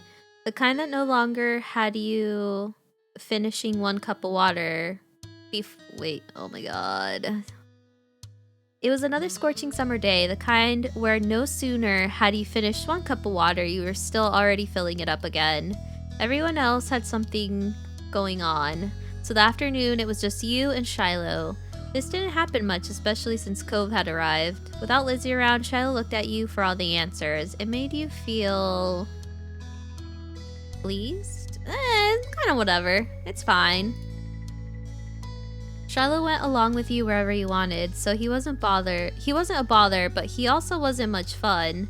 You drained yet another drink and frowned at the empty vessel. Your thirst was gone, but you still craved something icy cold and refreshing. Something sweet, something like... an ice cream sandwich. That sounds yummy. You craved soft ice cream sandwich between two cookies. There was nothing like that to be found at home. You knew that without needing to look. Your moms didn't keep sweets in the house. Outside, there's plenty of places that sold such goodies. But they were shops in demand and payment in exchange for the products. I do have that $20 bill. I'm gonna sigh. Wait, that's a cat. Moeka's thirst is never gone. That is true, Samu. I'm just gonna sigh. As much as you really wanted that treat, it wasn't gonna happen. What's wrong?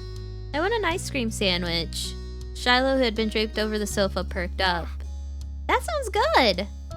We don't have any here, and I don't have any money. That's a lie, you little liar. We do have money. Oh, let me check if I have any. Shiloh rummaged his backpack and proudly produced an assortment of coins, plus one stray button. You set the button aside and counted the coins in neat piles. Just over $1. You announced this to Shiloh. He had almost certainly come to the same conclusion, but had been watching you expectantly. It's a start. Shiloh beamed at you. We'll need to find some more. Okay. The two of you lifted couch cushions, stuck tiny hands down deep crevices in the sofa and under furnitures, and scoured the back of drawers. Most of what you found was useless or gross, but paper clips, fluffy wisps of dust, or sandy crumbs. But every so often you would strike silver or bronze and add it to the growing pile of coins. Your mind wandered to the $20 bill tucked away in your room. It was enough for you and Shiloh to get whatever you wanted and more, but you didn't take it out. It was too special to hand over freely.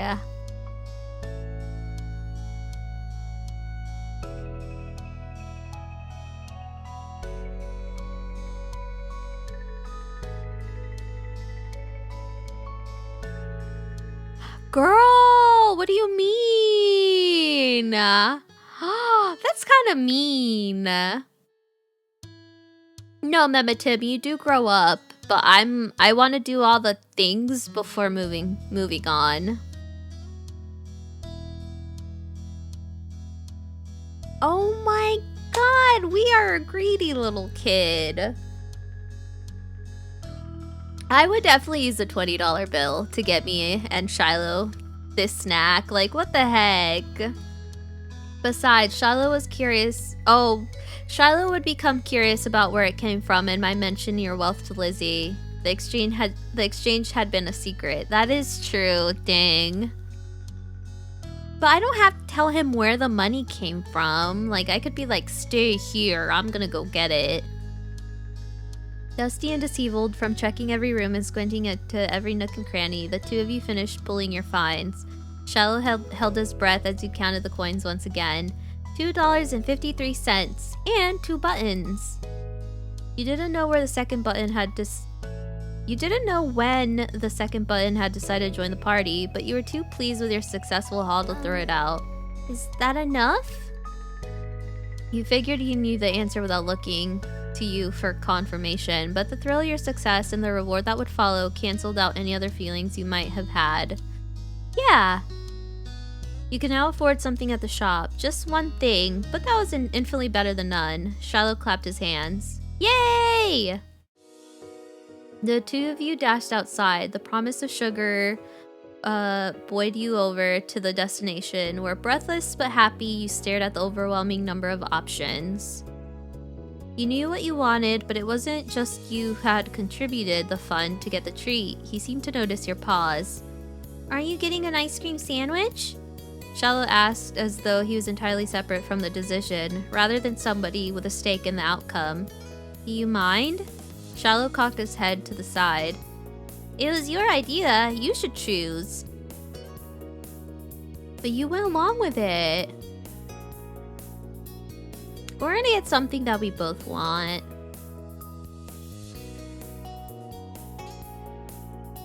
It wasn't fair that you would be the only one to decide when it was mainly his money. Some of the money came directly from his pocket after all. What do you like? All of it. They're so good. You pressed further. But what do you really like? Popsicles or ice cream? Which one's your favorite? Aw, it's so hard to pick. I don't know. Frustrated, you cut to the heart of the matter. You want me to choose? Yeah. Oh, he's a shy baby. I love him. Oh, he's a sweet boy. Nobody hurt him. Do you understand me? Nobody fucking hurt him. I'll mess you up. My fist will knock you out. And that was that. You chose the dessert you wanted originally and hoped Shiloh would actually like it too. Finally, the reward of all your hard work was in your hands. You bit the ice cream sandwich, the chewy chocolate biscuit complementing the creamy vanilla ice cream inside. You held it out to Shiloh so that he could take a turn. He shook his head. Ooh. He didn't want any? After everything he did to help get it? That was weird.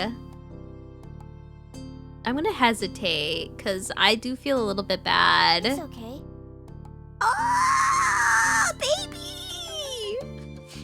You wanted it more than I do, and I'm really happy that we got to play together already. You finish it. Oh, baby. Oh my god. I'm gonna get it. Oh, I hope I'm able to get him a gift. Well, it wasn't worth arguing further. The frozen treat was being worn away by the sun and starting to trickle dangerously towards your fingers. If you waited much longer, neither of you would be getting to eat it. Alright, thanks. The two of you began to shake. The two of you began to head back home as you ate, offering the treat once more to Shiloh, but he refused. Please. You walked side by side on the shore in silence, but your thoughts kept drifting to the boy beside you. Why didn't he speak up for himself? It was almost as if Shiloh didn't know how to say what he felt, or was too afraid to. You figured that was his problem and didn't care. Oh my god, that's so mean! Are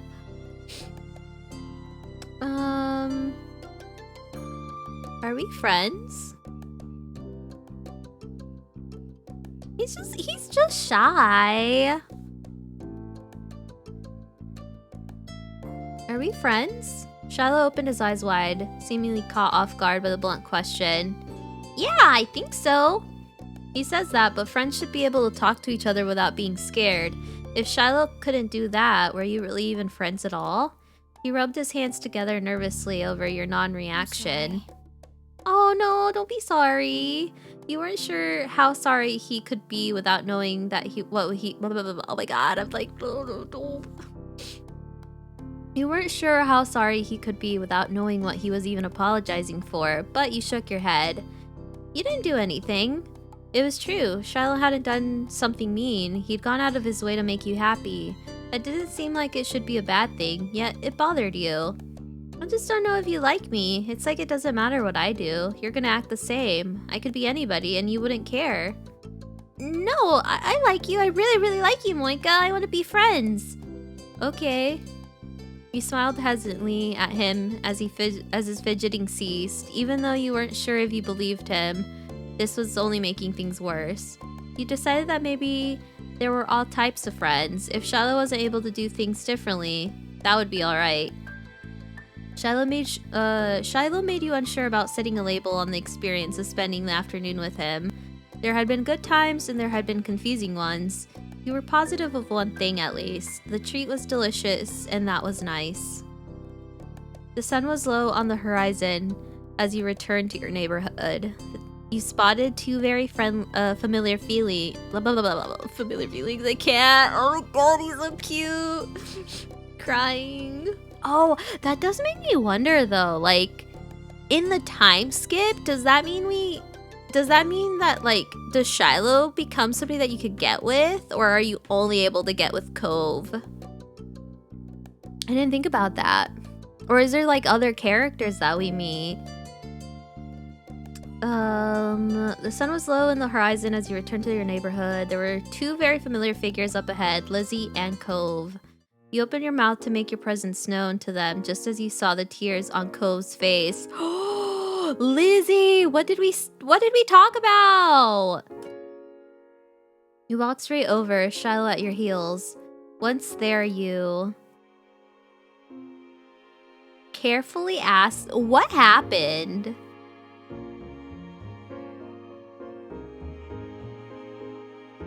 What happened? Without a time machine, the only way you were going to find out is by asking the witnesses. Lizzie might have done something, but she could have been in the wrong place at the wrong time or even come to Cove's aid. You wanted to hear the story. What happened, Cove? Moeka, I got yelled at. He took a deep, steadying breath. Some grandparents got mad at me. Oh, sorry. Lizzie jerked her head in the direction of a nearby house. Your heart sunk. You knew exactly what had happened. Every year, the same mean old couple rented out the condo for the summer. You, Lizzie, and Shiloh knew to stay away from them, but Cove couldn't have. Oh, they're like that with everyone. Even your mom struggled to find anything nice to say about them, but the elderly pair particularly took offense to kids. It didn't matter if they were really nice, like Cove. Oh. Yeah, Lizzie said. Lizzie drew herself up at that. She looked pointedly in your direction. I was helping. That's cool. Is there anything I can do? No, I'm just gonna stay away. Or you should teach him a lesson. No, Lizzie! Oh my god, Lizzie really said, I'm gonna take the nuclear route. There was a devilish glint in her eyes. What? You should ding-dong ditch them. Go ring the doorbell and run. It'll cost them... No. It'll be great because they're so slow. They'll never catch you. That's dumb. I don't want to go near them ever again. Oh no, we're about to get in a fight. Called him a chicken. Stop it, Lizzie. Cove glared but didn't take the bait. Lizzie turned to you. You're not a chicken, are you? Yeah, cluck cluck.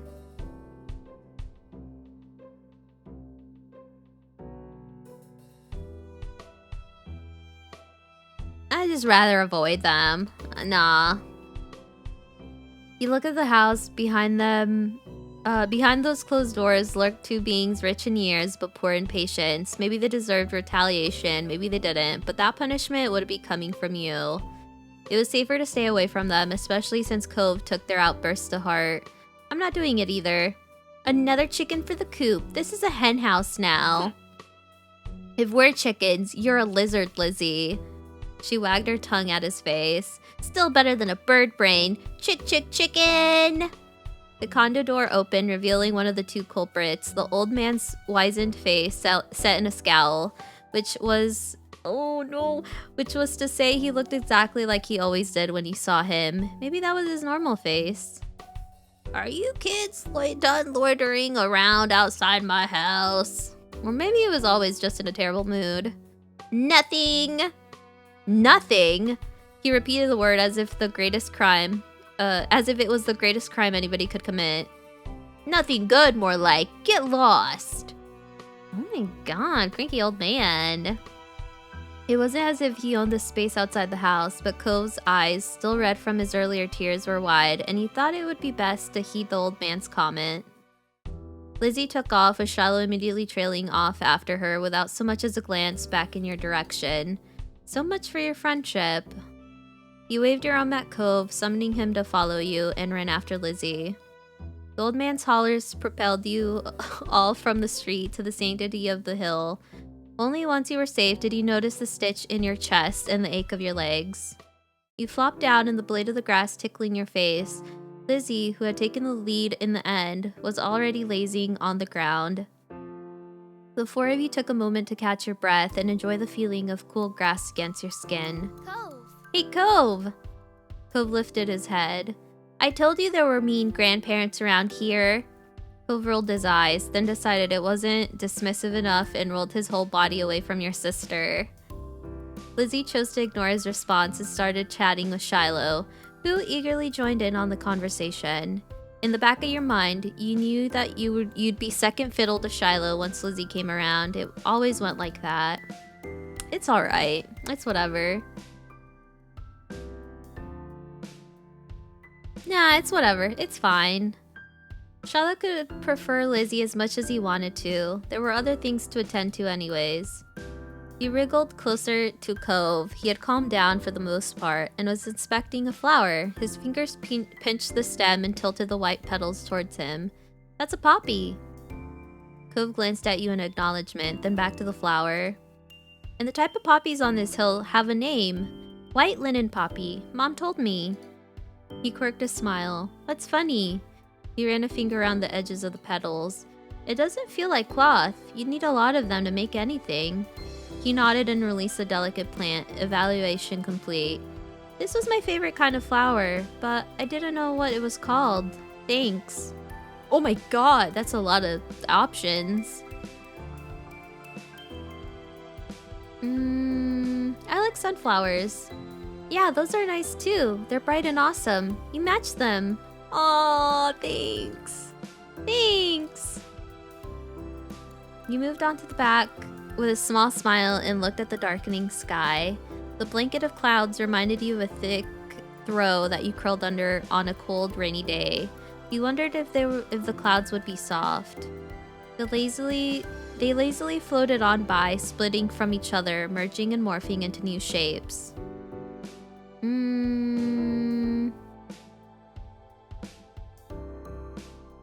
I saw cloud shapes. You nudged Cove and pointed the sky. What does that look like? Cove looked up at the sky, angling his head back to the side. Finally, he shook his head. I don't see anything. Really? Really? What do you see? Clouds! He chuckled at that. Oh my god, that would be a me thing. All the sun's light faded from the sky and the moon rose higher. Lizzie got to her feet, dusting strands of grass from her bare legs, and surveyed her surrounding. The ocean, visible from the crest of the hill, beckoned with every sweep of the tide. Let's go to the beach! It's late! No! We gotta go home, girl! There was no argument from the other two. Shiloh was still Shiloh, and Cove would never say no to going to the shore. He was a child of the sea. No, we gotta go home!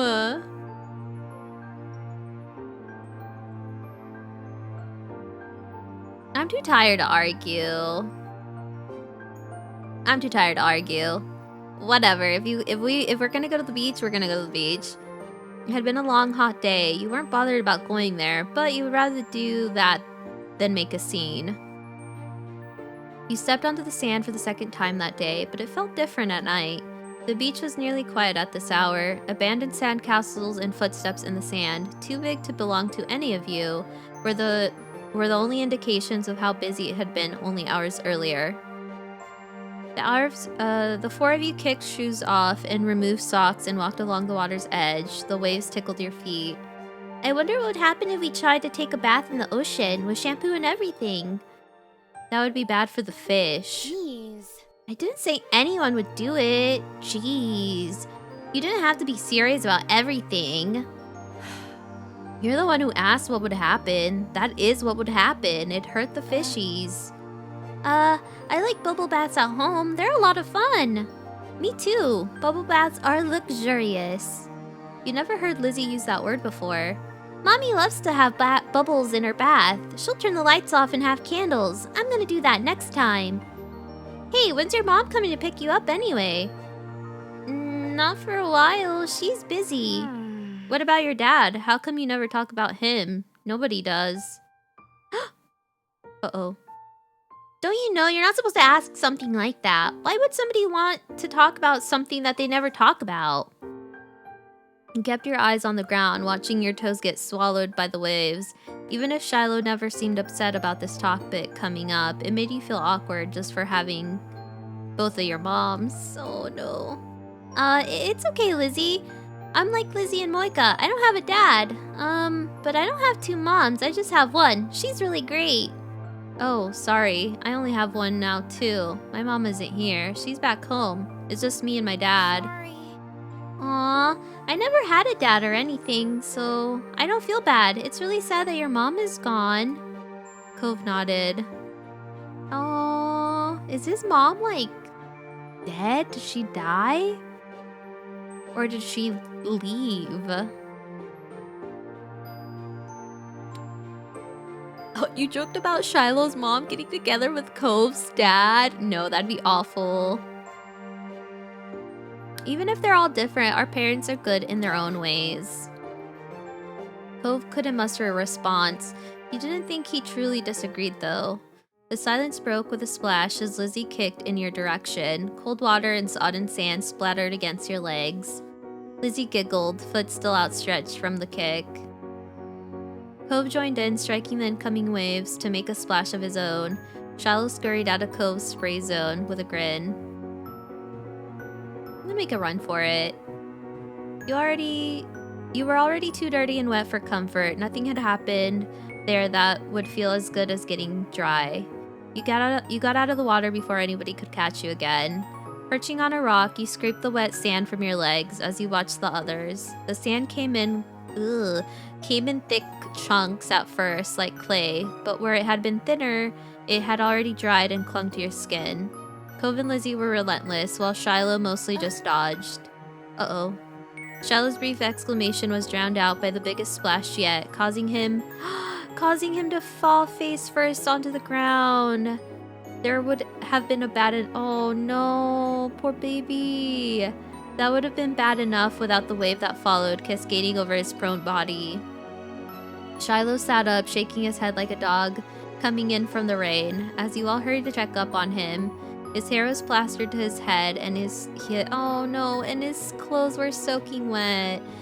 If there was any part of him that was still dry, you couldn't see it.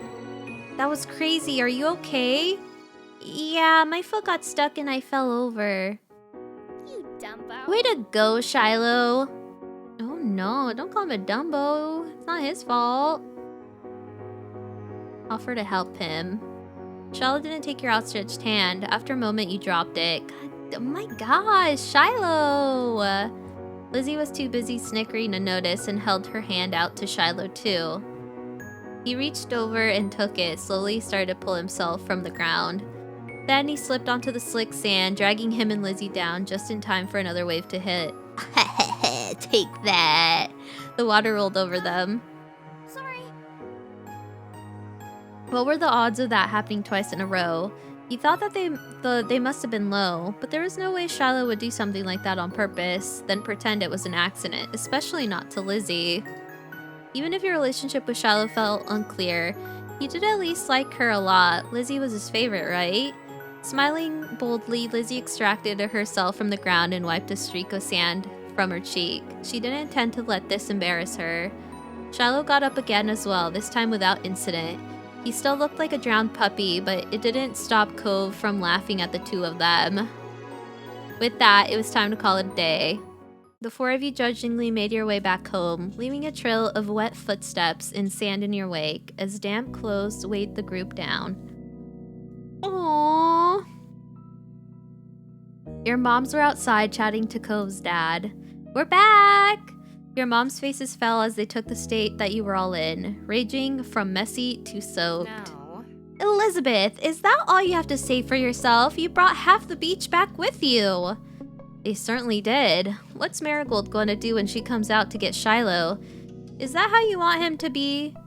Oh, don't yell at her. Is that how you want him to be for the long drive home? Cold and filthy? Lizzie's expression told... Oh, no. They're kids. Let them have fun. Oh my gosh. Lizzie's expression turned sulky over the scolding. Being the oldest could be fun, but it also meant that she was the first to get in trouble when something went wrong. Mr. Holden, on the other hand, chuckled as he ruffled Cove's matted hair. You've been out making memories, bucko. I'm glad you had some good friends. I'm glad you had a good time with your friends. Cove used his slightly moist cast arm to push his dad off. Mr. Holden's eyes widened when he noticed even that had gotten wet. Now he was worried too. I think they could have found a less risky way to spend time and have just as much fun. That might be right. Kids, what can you do? Come on, Cove, let's go get you cleaned up and dried off. We wouldn't want the cast to have to be reset, right? Cove winced at the thought. Okay. That a boy.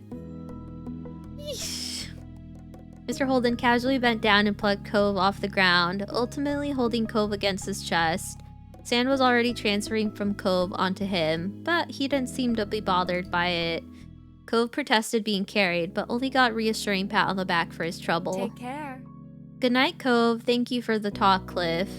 Night, Hojisora family, and Shiloh too. Resigned to his fate, Cove twisted his body in his dad's arm in order to turn around and wave goodbye. Smiling, you waved back. Good night! Fine. Well, we'd better do what we can to fix you guys up too. Come on, everybody inside. I want you to march straight to the downstairs bathroom. Yes, Mom. Okay, Lizzie's mom. Don't worry about stopping to wipe your feet at the floor. That won't do much tonight. Sheesh.